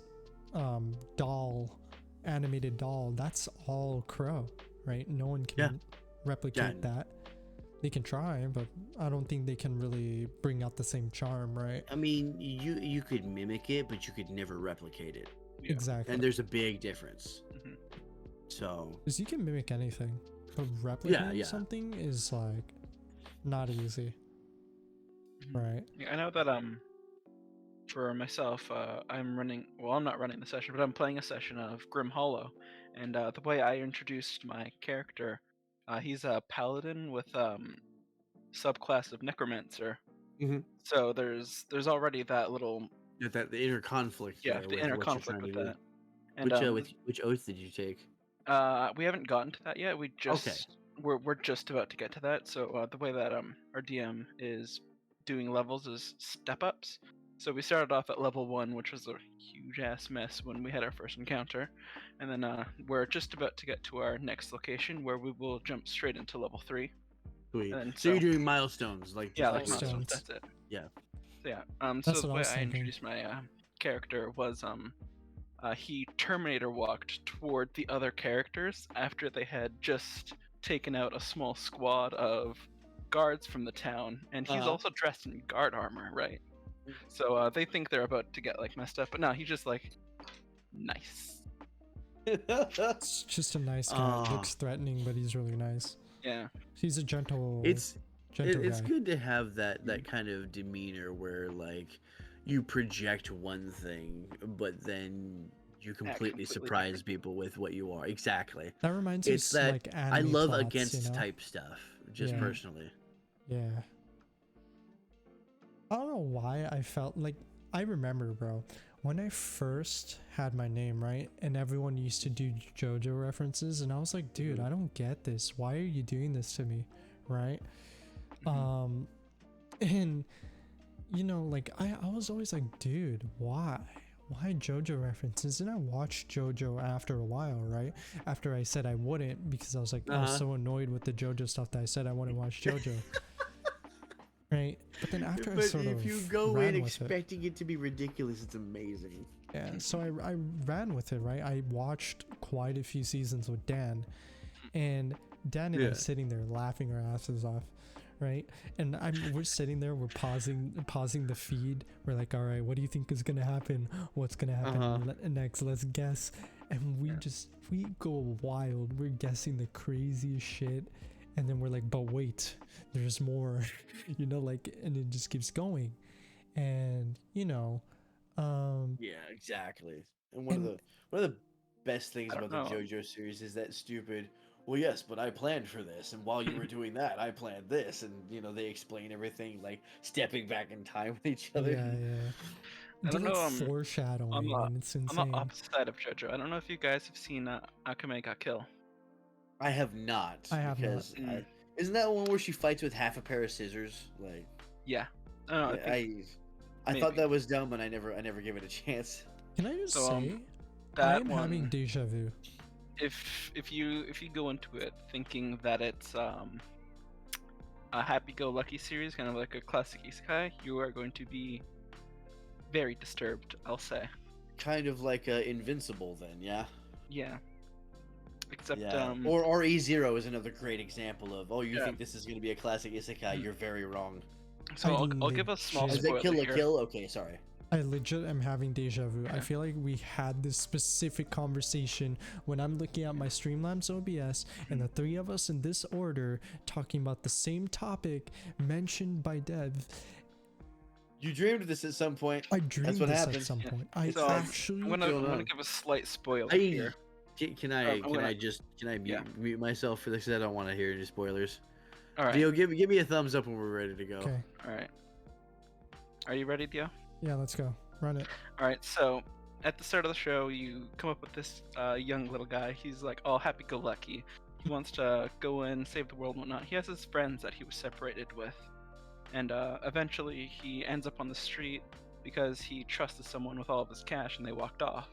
So and then some nice little lady takes him into their townhouse. They're like these noble people, and a couple hours pass in the show, and then they go and hydrate. These assassins come in to kill everybody there, basically, right? And so he's trying So to be they the go nice guy. He is, hydrate, and then assassins come in. Is that what you're Yes. saying? Okay, cool, yes, cool. totally. But Yeah. so these assassins come in to come kill this noble family, but he tries to be the nice guy he is and tries to defend this chick. And eventually he comes to learn that this chick he's trying to defend had captured his friends and was torturing them and tortured one of his friends to death. And like this family would bring in adventurers from the road and fuck with them, torture them, kill them, cast them to the side.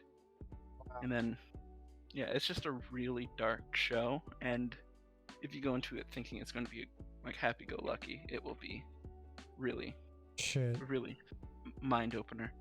Should definitely watch it though. Should we give Victor a meet now? Thumbs up. Yeah.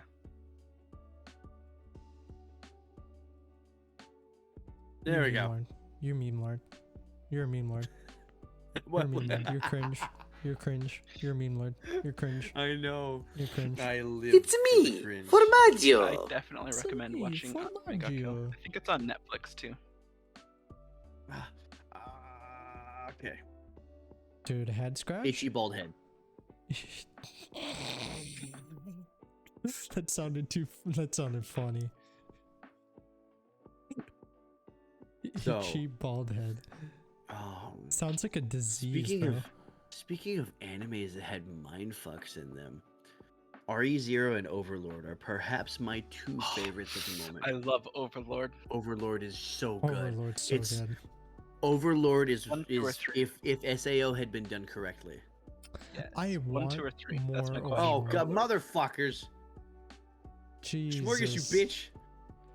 Wait, All what? right, so Spotify and Apple listeners, you guys don't know what this means, but basically someone in chat redeemed a timeout somebody else And Vic was timed out, meaning I swear to God. co-host Mr. Shimori, Vic here I'll kill your whole is family. gonna get I'll take a timed sword and I'll out. shove it up your ass. He's gonna get timed out for 5 minutes. So, Oh.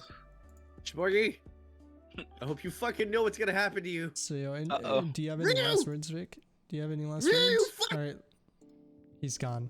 So, Oh, 10 no. minutes. 10 minutes. So, Spotify How and am I Apple going to carry listeners, this conversation for 10 minutes? Vic has been muted for another 5 minutes. He's been stacked up to 10 minutes.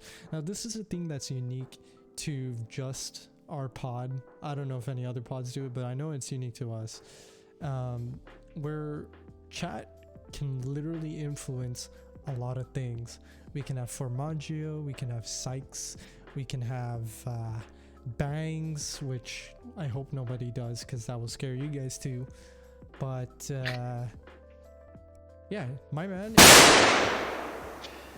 Fuck. Time to learn sign language. That was Vic. So I'm gonna time him out for another 5 minutes. Oh god. Airbang. So yeah, time somebody else out. I'm redeeming it. All right. Anyway, so Vic is now muted for 15 minutes, and it's Why have pretty you done great. this to me? It's pretty great. It's pretty great. God damn it! It doubled. It doubled. I hate it. I hate it. Sound alerts are broken. I'm sorry, everybody. Oh, that's okay. I've got the stream muted. So yeah, Vic's been muted for 15 minutes, so screw him. All right, 15 time to minutes, pull up. 20. Time to pull up Microsoft Paint and write down what you want to say. It's funny. Dude, why you gotta do him in 20 minutes? He got 20 minuted, bro. He was 20 minuted. Guy. Alright, we're gonna max at 20 minutes because the podcast is gonna end without him talking if we keep going. So All right, that's it. Good night, everybody. So he's 3 minutes in our sentence, and so far let me give some audible context in what's happening here, because obviously you guys can't see what's happening on Spotify and Apple. He has 3 fingers up trying to finger the air for some reason. He's finger fucking the audience. I don't know, maybe he's trying to do some gang signs or some shit, I don't know. Yeah, he did make Goat Meat Mafia. If you guys haven't checked out Goat Meat Mafia, by the way, I can link the SoundCloud on YouTube or something. If you're in the chat, !GMM, get in there. But so yeah, you know, he's silenced for about 20 minutes. He's 4 minutes in the sentence. No. He's still 16 minutes left on the 11:48. We're at 11:32 right now. But yeah, that's just some context, and that is our bit for Spotify and Apple. Now you guys have a little bit of context on what's going on, so you guys are not going to hear Vic and his annoying ass for another little bit. So Yeah, so if you ever want to shut someone up on the stream, come check out the Twitch.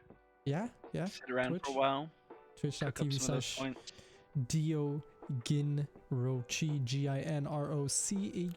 GINROCHI. And if you guys want to check out Victor7, though, I don't know if you guys really want to check him out.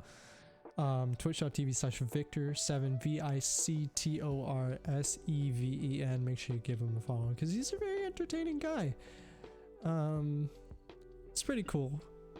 This is why we meet him, because we hear his voice daily, so we need a break sometimes, you know. Oh, sorry, Victor7 TV, VICTORSEVEN TV. I forgot the TV part because honestly, it's such a cringy name. So, you know, I remember it's one of Vic's personal rules not to have TV, plays games, streams, or any of like those weird cringe ass names. XX, whatever, 69, 69, XI. 25. Okay, XI was chills, but it's not as For bad. those of you who can't see, Vic is giving the most disappointed and displeased look straight into the camera you could possibly imagine. Yeah, pretty much. He's extremely upset with his life. he's trying to crack up. He's kind of cracking up. Yeah. If you see it, so if you look at the curvature of his beard, I'm gonna try to describe this audibly for you guys. So imagine Mario, okay? And you take his mustache and then make it. That's not really a Mario stash. No, trust me, bro. He's Italian. He looks like Mario. All right. Give him some. Here comes the chat. So basically, imagine Mario, okay, and like his mustache, but like his mustache looks nothing like Vic's mustache, all right? And that's Vic's mustache. Yes, that completely helps. It completely helps, all right? It'd be more like an off-brand Keanu Reeves. Okay, yeah, I see that, like a V-shaped Keanu Reeves beard. Yeah, he's like off-brand Keanu Reeves, except he doesn't know how to use guns. He's not really that athletic. Damn, roasting the dude and can't defend himself. That's kind of low. He eats orange chicken daily. I don't know what Keanu Reeves eats for his diet, so you know. And I don't know. He looks like a Session 0 D&D character. That makes sense. Like, you know, like not fully leveled up. You know, starts at level 1. But he was given leeway, so he started at level 2, you know. He's trying to get like a... I don't know. He's trying to get a milestone level up, but the whole time his party's at like level 30 and he's stuck at level 3 for some reason, you know. He had like no development, no achievements. Yeah, pretty much. That's how he looks like. Keep going. Yeah. Like imagine Luigi, if he was like in his mansion, right?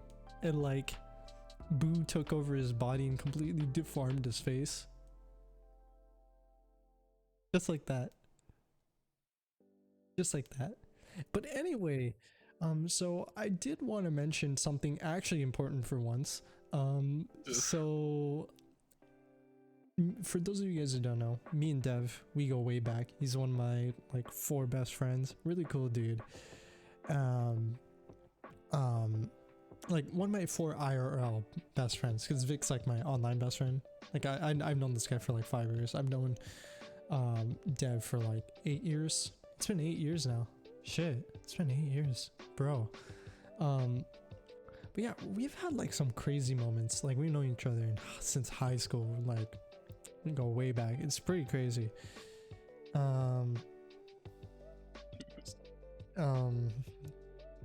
But yeah, like we go way back. We're like chilling. So what we used to do is at lunchtime we used to play Smash. Like we used to play Smash Bros on Wii. Lunch. Yeah, every day at lunch, bro. Dev would bring GameCube controller. I would always ask him to use this GameCube controller, and he's like, "You can only use it when I'm out. Okay, you can't use my GameCube controller when I'm playing. All right, like my guy, you don't use GameCube controller. You don't do it. You do not do it." So, what would happen was we used to have like a huge ass group. So one guy used to bring, back when the Wii U was relevant, he was the guy who brought over his Wii U. One day he was just sitting around. He's drinking chocolate milk. All right, he's drinking chocolate milk.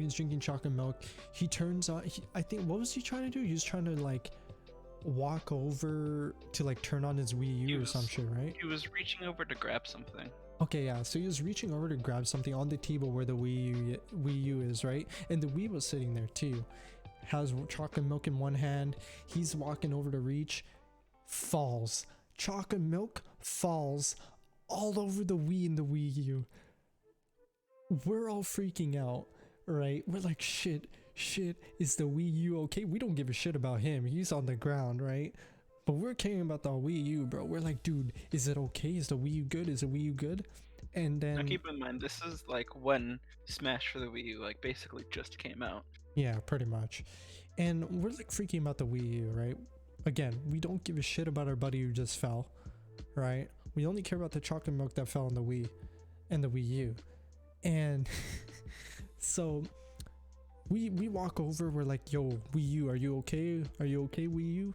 And the Wii U turns on, we're like, whew, saved. And and so we're like, yeah, Wii U saved. We're chilling, waiting for our boy to recover. And he's like, hey, you guys are not gonna care about me? We're like, no, we only care about the Wii U, bro. He's like, dude, I brought the Wii U. We're like, so? The Wii U saved. And then we went on with our day, pretty much. That is a brief history of how that little group of friends interacted. Yeah, pretty much. Like, we had a dude who would only play on like the handheld Wii U device with its own screen. It was funny. And he was tryhard too. Like, what did he used to play? Marth? Are you talking about Carlos or Adele? Carlos. Hmm. He used to play Marth, right? Yeah, and Luciano. And Schmorgy. Basically anybody with a counter. This is relevant to Schmorgy. So, our boy Schmorgy, and Dev, you don't know about this, but our boy Schmorgy, he picked up Shulk on Smash Ultimate. I'm seeing Vic's hand gesture, and I already know what he's talking about. You see the connection. You see the connection. Yeah, here? there it goes. So Backslash. I would just dog on Schmorgy, okay? Because Schmorgy's like, yo, I just picked up Shulk. Shulk is pretty sick, man. I love him. I was like, yeah, man. All you do is spam backslash. It's better than when Navesh just spammed Kirby's down B. Dude, don't get me started on the Dash, bro. But so the reason why I dog on Schmorgy for the backslash is not even because of Schmorgy. It's because of our buddy who actually spammed backslash back in the Wii U version of Smash. and because of that, we brought the PTSD to Schmorgy, and ever since Schmorgy, I've never lived that down on Schmorgy, bro. So poor Schmorgy gets dogged instead of our buddy. What are you doing with that mic there, Vic? So for some context, Vic is fingering his mic. Yes. And it's kind of weird. Just a little bit weird.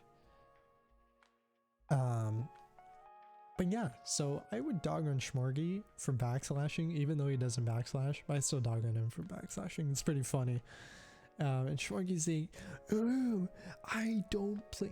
You know why I dog on Schmorgy for backslashing? Because he plays K. Rool. He deserves getting made fun of for something he doesn't do because he plays K. Rool. That's why. Playing K. Rool says a lot about you. It's like playing Luigi, bro. It says a lot about you. It's crazy. Like, bro, stop backslashing. Please, stop. Alright? Just stop. But yeah. Anyway. In the comments below, actually, if you guys, what out of the entire podcast roster, who's your celebrity one time? Let us know. We want to know.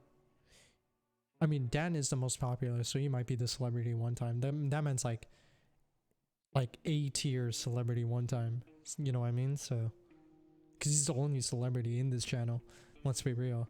If Dan is literally a social media tag, he's the only celebrity here.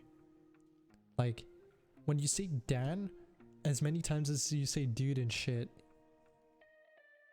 that's just it, bro.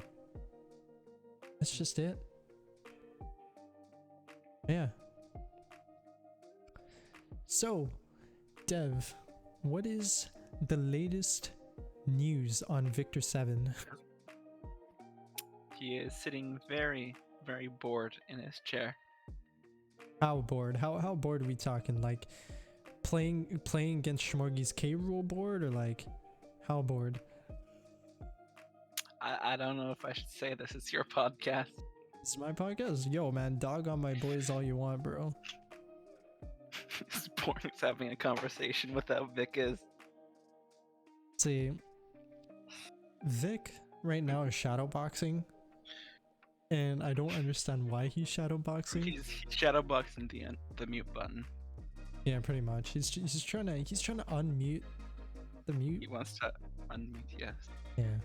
But yeah, you can do shit like this. You can hear us do dumb commentary and put words in Vic's mouth, even though he's muted. Like he just said that he takes a lot of shits. It's kind of weird. He has about Just 10 3 more minutes. 3 minutes. 3 minutes. 3 minutes. I'm 3 keeping minutes track. left? I'm keeping track.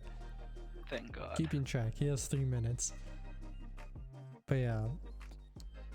He's apparently saying that he's not really that Italian. His dad's name was Luigi. Yeah, his dad's name was Luigi. He's giving me a stare. He's indicating that Vic is plotting out 15 different ways to kill your character next session. he's contemplating life right now. I see. Okay. So he's trying to see right now. Vic is actually thinking about ways to get in shape. He's trying to figure out ways to get in shape. Apparently he's trying to learn Taekwondo elbowing. I don't know. I can't really understand what he's saying right now. But I mean, I'm a Vic to English translator, so far I mean I think I'm doing a pretty good job. He's looking kind of serious right now.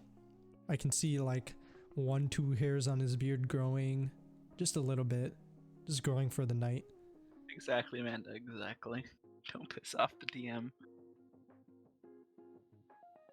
So he's Vic here is actually a black belt in Taekwondo. He stole it from some guy after he like knocked him out with the pipe. And somehow he made it a second dan. I don't know how he did it, but he did it. I don't know how he found a second dan. There's only one in Romania. Like, I don't think you can. I understand that there's a lot of Bogdans in America, but I don't think there's like more than one of like our Dan. You know what I mean? Like we have Japanese Dan, but like he's a different Dan. We're talking about the special Dan. And he would have made third Dan, but the thing is he didn't pay for the DLC. So like what happened was he couldn't make it to third Dan. Didn't pay for the DLC. It's pretty steep price. So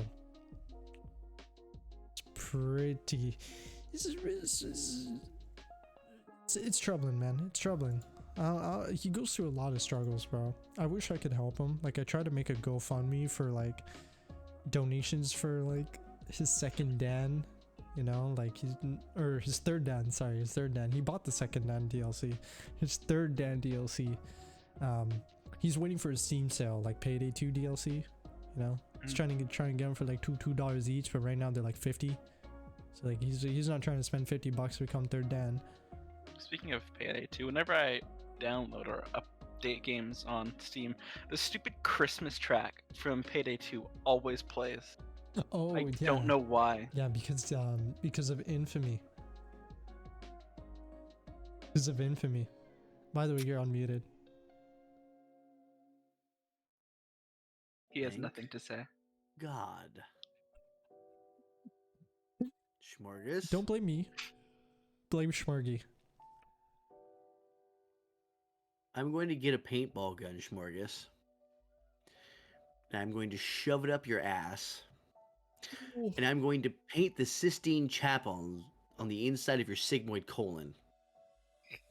What color? What color are we targeting? All of them. Hi, Amanda. True. Okay, that's pretty sick. It's good for his horoscope. Well, you have real guns, but do you have ammo? I will cut your body in half with a hubcap. Damn. A hubcap. That's pretty. You saw your head off with the edge of my house key. Jesus. A dull edge. And this is what happens when you meet Vic. He becomes a very angry Mario. So it's like he just took a fire flower and he's starting to shoot Angry Mario. fireballs everywhere. Spicy meatball. He's the Mario that Luigi is looking for in the mansion. He's like, Mario, Mario, Mario. I love how like I get timed out and then we have like 10 minutes left on the fucking cast. Y'all are asses. Yeah, If y'all would have timed me out for the entirety of the cast, I'd have just left. You're like, no, dicks. I limited at 20 minutes because I didn't. I wouldn't want put you it to be past timed him. out. I would not put it past him to make it a full 30 minutes. So you just have to finish the fucking cast without me. No. I capped it. I wanted you to stay. I said up front. I was like, nah, G. I ain't gonna dog you like that. Schmorgus is on my shit list. If he has a character and you're... You fucking helped, Yeah, he did. gargling motherfucker. You did Just 5 throw in minutes. 5 minutes. Just 5 minutes. Just 5 minutes. You mother. And I was- then I was- Ryu. It was for the trees, bro. It was for the trees. For the fucking trees, I'll bury you under a tree. Bro, we okay, look. We The tree deserves allocated better. we were using Ecosia browser. So every time we sent you into mute, we planted a tree, okay? So we're being environmentally friendly. And Don't act like this is a fucking charity. it is charity, I bro. swear to God. Yeah, I'll just kill you. I won't even be creative about it. I'll just take you outside, shoot you back in the head, and pay the consequences.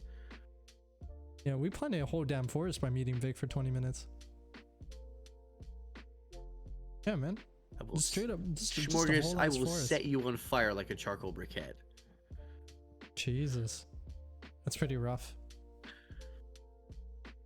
Why charcoal though? What made you think of Because charcoal? It burns for a long time, and I want him to be unrecognizable. Okay, okay. Hey, yo, see, if you need help finding Schmorgy, I can buy the National Security DLC,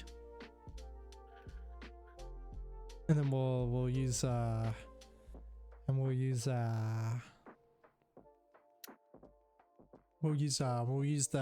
the tactics. We'll use the tactics.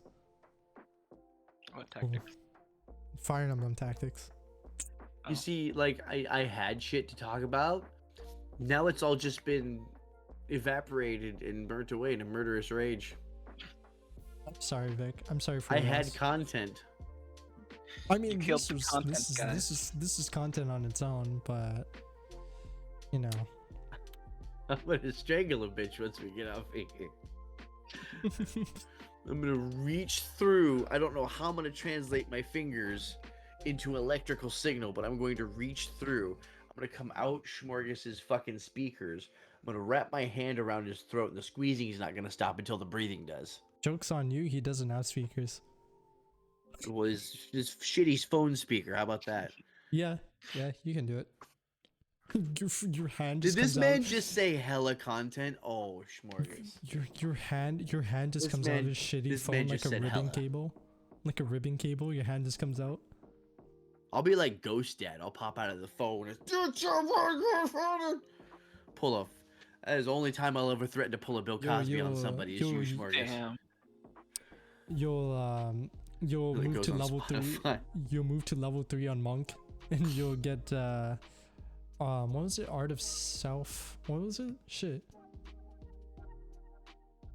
Art of self-flagellation. Whoosh, whoosh. You know, like the Catholics. No. Oh my God. Catholics. Jesus. Oh, I'm pissed now. The Jesus. filter is off. Just don't start digging near there. Jesus. Oh no. It's gone now. Dude, we're digging graves that we should not be digging. Dan, I'll Like- nuke your fucking country. I'll create a second Chernobyl in Romania. Jeez. I mean, Chernobyl do it. was pretty. Oh, I don't give a fuck. Chernobyl was bussin', bro. It slapped. Uh-oh. A story Oh, about Story about Dev. Dev. Let's hear it, Alright, Theo. Let's run it. So a story about Dev, eh? What's a good one to tell? What's a good one to tell? Y'all are bitches. First of all, Chernobyl was bussin'. Second,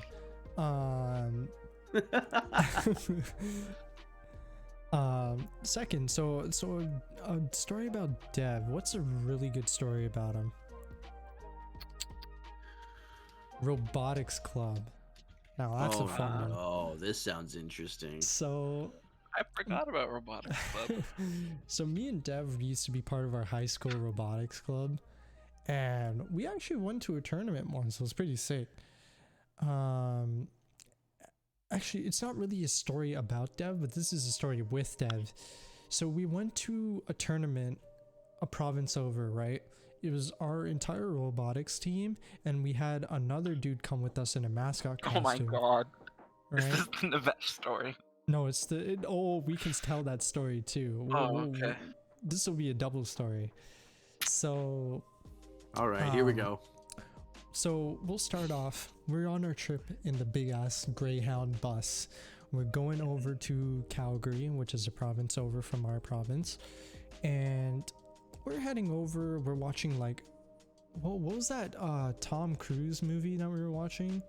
The one where he like goes back in time, then comes back, and he goes back in time.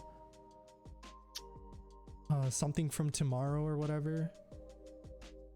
Whatever that movie was. We're watching Tom Cruise. The one where movie, he. No, I don't know. Well, I have to look this up. yeah, like he's in the military and shit, and he like The one with those aliens? yeah, with the aliens that Okay, I made think him it's reset his life. Bro says Edge of Tomorrow. Edge of It's Tomorrow. either That's Edge of what it Tomorrow or is. Day After And Tomorrow. then they No, it's Edge of Tomorrow. Edge of Tomorrow. man, the same thing. Y'all Edge of y'all Tomorrow. are just on it. Yeah, so it's Edge of Tomorrow. We're watching Edge of Tomorrow and Greyhound. We're all memeing. We're either sleeping or just dying. So we make it to Calgary, right? Made to the trip. We get into a hotel room, right? So we all have our assigned groups of people. So it's 4 of us in each room. The girls got their own room. Us dudes, we all split into like 2-3 rooms, right? And it's me, Dev, another buddy of ours, really big guy, super huge guy, right? And we had one more dude. I forgot his name. He was from Israel. Oh yeah, it was our Israeli friend. I don't remember what his name was. Matan. That's it, yeah, Matans. Ah, So it's okay. me, Dev, He was Navesh, and the Matan. 25% off guy. Gotcha. Yes, exactly. Yeah, so it's me, Dev, Navesh, the big guy, and Matan, the Israeli dude. So like a little more 25% off. background on Navesh. He's fucking tall, No, man. Like, He's tall. no good The ginger. man's like he's like friggin' he's like 6'2", maybe No, 6'3". he's I like don't know. 6'5", He bro. got it. He's like yeah, he's like 6'2", bro. He's insane. He is He's huge, super and he's tall. like 2-3 years younger than me. Yeah. So, No, he was the same age as me, so he's 1 year younger than you. Yeah. So we get into our room. We're all settling down in the room, right? Don't get us started on the hotel room. Hotel room was shit. There were bed bugs. We found out. We'll leave that there. Ew. We'll leave that there. Ew. No. But the funniest thing, okay, we got into the room. We're all taking our shoes off. We're all like sort of settling in, right, before we go to sleep. And Navesh takes off his shoes and his socks. Room smelling horrible. Oh. Like his Absolutely feet smell like terrible. he's walked through the desert and hasn't had a shower for months. So Like he would walk 500 miles and So- then he And would walk more. 500 more. Yes. me, Matan, and Dev, we're sitting down on our beds. We're like, dude, what the hell is that smell? We Your find out Wiener it's Schnitzel. Navesh heads into the washroom, right? He's trying to freshen up and has to use the washroom or whatever, right? Yes, use the potty. He gets out. One of us goes in. We smell that same smell. We're like, shit, it's him. Some people just smell like ass. We found, It's just their natural found- body funk. we, It's their Like that? lust. we roasted the shit out of him the entire trip and called him Stankfoot. That's not even the worst Yeah, part. It That's wasn't even the the sad worst thing. part. Oh We no. Okay, so There's I think- more to this? Yeah, so a few days later, right? We came back from our a little scouting mission at the robotics tournament, right? And so he has to go to the bathroom, right? And when he comes out, he immediately closes the door. Oh. So we're just chilling for a while, and then one of our friends comes in from a different room asking to use the bathroom. I'm like, yeah, sure, go ahead. And he You fucking didn't. dies. He dies in that bathroom. He got He walks gassed in. out, my guy. 3 seconds later, he runs out of the bathroom like He's throwing up. gagging. He's gagging. He's like, what the shit is that smell? He runs out of a door and dips. He makes a mad dash out into the hallway. Damn. And we're like, yeah, he stanked up the bathroom too. My Oh man, boy, stanky. my man I had had- stank Oh, foot. the worst part. The And worst he part is had, and he had Taco Bell. What seemed like that's how bad it was. like the worst part is like Yash is a small guy. You can see this, right? Mhm. Tan was like just a bit bigger than him, right? Those two had to share a bed. I had the bed with Navesh. I'm so sorry. Yeah, me and Matan shared, and Dev, who's also a big guy, right? Like he's a pretty chunky guy, and him and Navesh, big tall dude, also chunky, both sharing the same bed. It was horrible, Double fat Albert over there, like, hey. and he had to deal with Except stank Fat foot, has and he had to fucking deal with stank foot on top of that. How did you Right. sleep? Did you burn your I nose hairs off? Didn't sleep. That was the lost worst my part. sense of smell. Me and Matan were up literally the entire night. We got like a total of an hour and a half of sleep. Dude, Oh, that's that was such horrible. ass. Oh, but it gets better. Now we're moving on to one of our boys. He came as a mascot. Now remember this. He was our school Oh, mascot that came Calvin. with us. All right. No. So we're at the robotics tournament, right? Me and Dev were in charge of scouting other teams, seeing their robots, what they do, analyze them, you right? sly motherfucker. So Got a lot Slick motherfucker. So we're out here observing the other robots, right? As the rounds go by, our team's in our pit, right? And then we start walking around scouting teams. We're going to other team pits. There's people from like around the world. We had like Mexicans. We had like people from like Europe. We had like Yeah. It was a like, really big a event. It's bunch of- from First Robotics, if you've ever heard of them. yeah, I think I've heard that name, yeah. first robotics Damn, okay. competition. So Shit. So keep in mind, right? There are a bunch of people, and there are these like baddies, Latina girls, bro. Holy shit, Yeah. bro. Baddies. 4 of them. Music plays. Our boy in the mascot suit, sweating his ass off, dancing. 4 Latina girls join him, twerking on him. Our entire pit crew standing there watching as 4 hot ass Latina girls start twerking with our mascot boy, and we're like, what the hell is happening, bro? Like, we're not even gonna talk about how sketch off our fucking mascot looked. Oh, It was crazy. please tell me you saluted this man. We saluded this man, but we're all It was a sitting there, different kind of salute. jaws wide open. Why the hell are we not getting this? Like, this is what we're thinking, right? You're not the one in the costume. Exactly. Dancing. The costume gets all the coochie, I'm telling you, and we found that out that day. My man got all 4 of their snaps. Take that in. Oh shit! I need to fucking take notes. Right. Be And- the mascot character. Okay. But like, it was in a shitty lion costume, bro. Because our high school, our Pussy high attracts pussy. school, You know how it works, dude. yeah, That's our true. high school is the lions, right? Like that was our mascot, that was our animal that our high school represented. And he was in a shitty lion costume. 4 Latina girls barely know how to speak English, just breaking back, like Breaking just the going TOS down. on him, huh? Yeah, they were Yeah. TOSing. My Banned man from was Twitch. getting ass galore, and they were not. It wasn't just any ass. It was fat ass. Like it was fat ass. I wish I was joking, but I swear to God, this man was Jesus. Yeah, anyway, we didn't advance in the competition. We got our asses kicked. Yeah, Uh-huh. because And then when they finally left you our alone. driver was stupid. We didn't adjust. Don't get We me made started on some- the driver. We made some bad repairs. Yeah, that too. But that was like the most memorable shit. Stagfoot, our boy who just came because he was a mascot. He wasn't even part of our team. He was just a mascot. Got Wait, it was Nevesh? Who? Nevesh is Stagfoot. Yeah. Our He was mascot the one was in the someone else. suit? No. No. God, I no. was okay. I was about to say if Stanky was the one that got all the numbers and shit, I was gonna be mad. No, the end of the story. is My not guy, the one. my guy was chilling.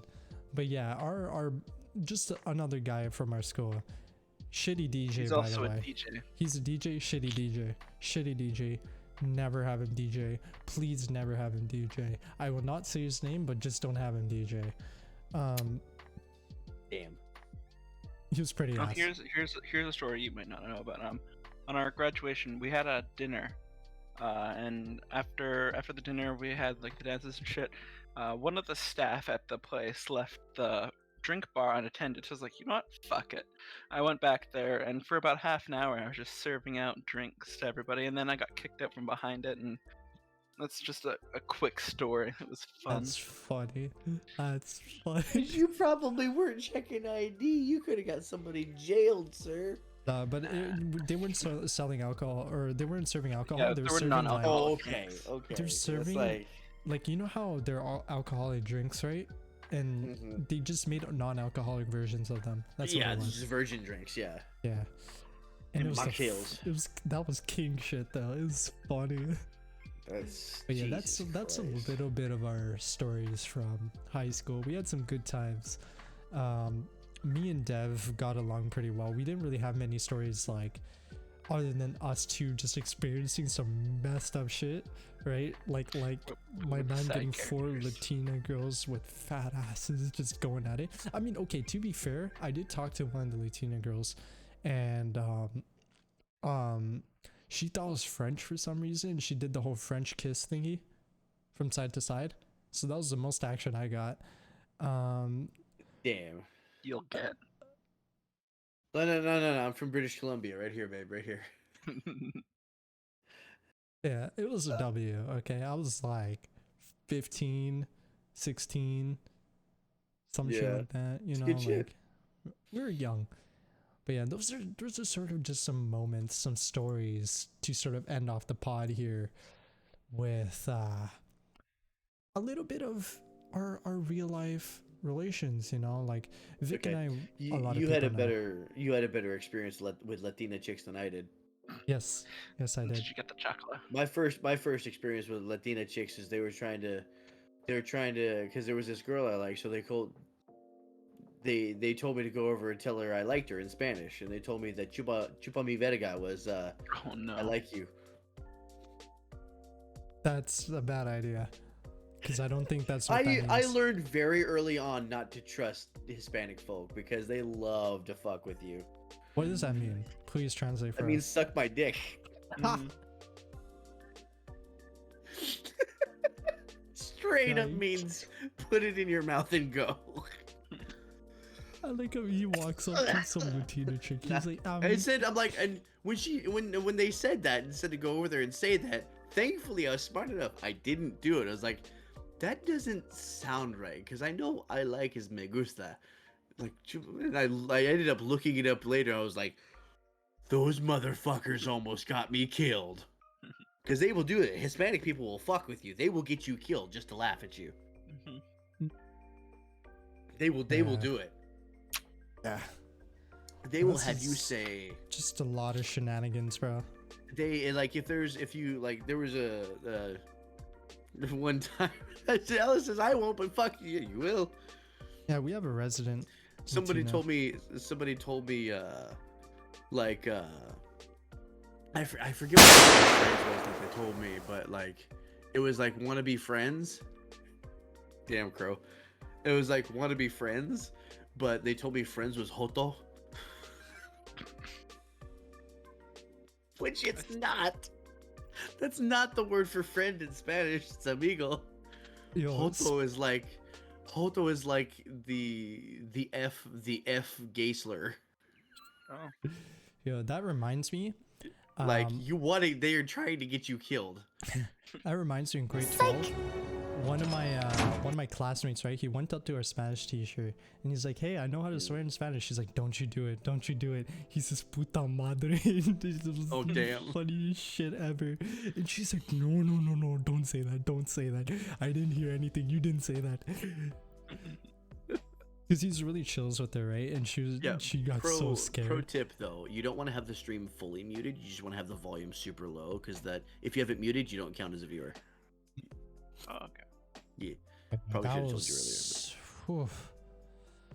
Bro, that was some crazy shit, bro.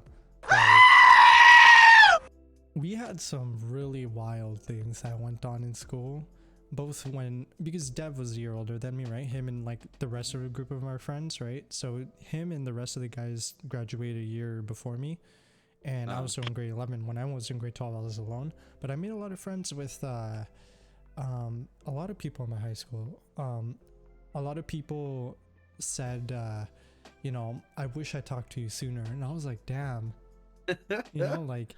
See, you don't realize you're cool peeps. You don't want to believe it. Oh, we used to do a thing because a lot of us would be like spare block gang. And we'd have like lunch, spare block. Because some of us had 2 spare blocks. And each spare block is a class long. Kids. Yeah, I was a smart kid. Okay, shut up. It's just hitting me. It's just now hitting me that what you're talking about is like only 2 or 3 years ago. Mm-hmm. Maybe 4 at the best. No, 3. I'm just realizing. I'm like, 2018. Oh God, I'm old. 2018. You're talking about like 2 years ago. Yeah. And I'm talking about like 15 years ago. Yeah, so we used to do a thing. I don't belong here. Because every Thursday, right? I think Thursday was 4, 3, 2, 1. That was our block order, and we had block 3, lunch, and block 2 as spare blocks, right? And so we had in the library we had spare block gang. So people with 2 spare blocks.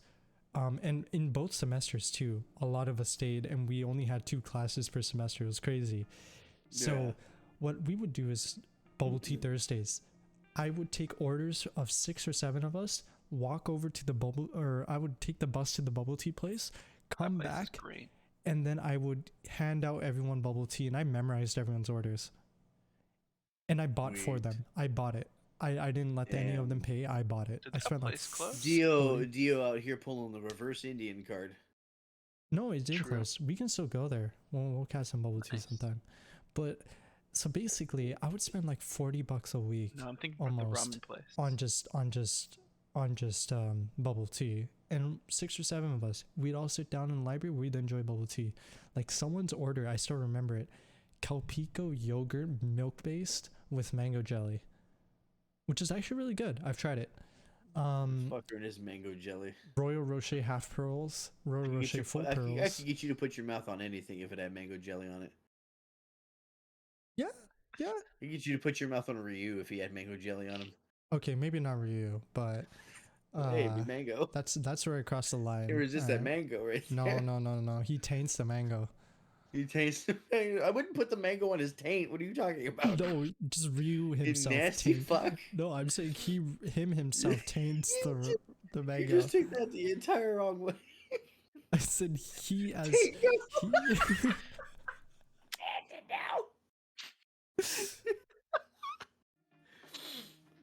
yeah. Okay. God. I think we should call it now. Yeah. Yeah, we should end this. We should end the broadcast on #TankGo. God damn it, by the man. way, for those of you guys who watched the episode, #TankGo on the YouTube video. If you get banned from YouTube, that's not our problem. But make sure you like the video if you get banned, and if you don't get banned, still like the video, because that helps us a lot. And for those of you guys on Spotify and Apple Podcasts, thank you so much for listening. And we'll be back with some more content. We try to post every week. It'll be great. And for those of you in chat, !pod, Follow the Spotify and Apple Podcast, man. Whatever you got. If you got both, follow both. If you got one of them, follow one of them. Follow it though, because that shit helps. And tell your friends. Tell them. Do it. Tell them Dipshits is the place to be. Yes. And don't worry. Also, I just want to say one more thing before we end. What's up? Fuck you, Dan. All right, later, boys and girls. Bye. We'll find a parasocial name for us later. So maybe next episode. All right. All right. Bye-bye, everybody.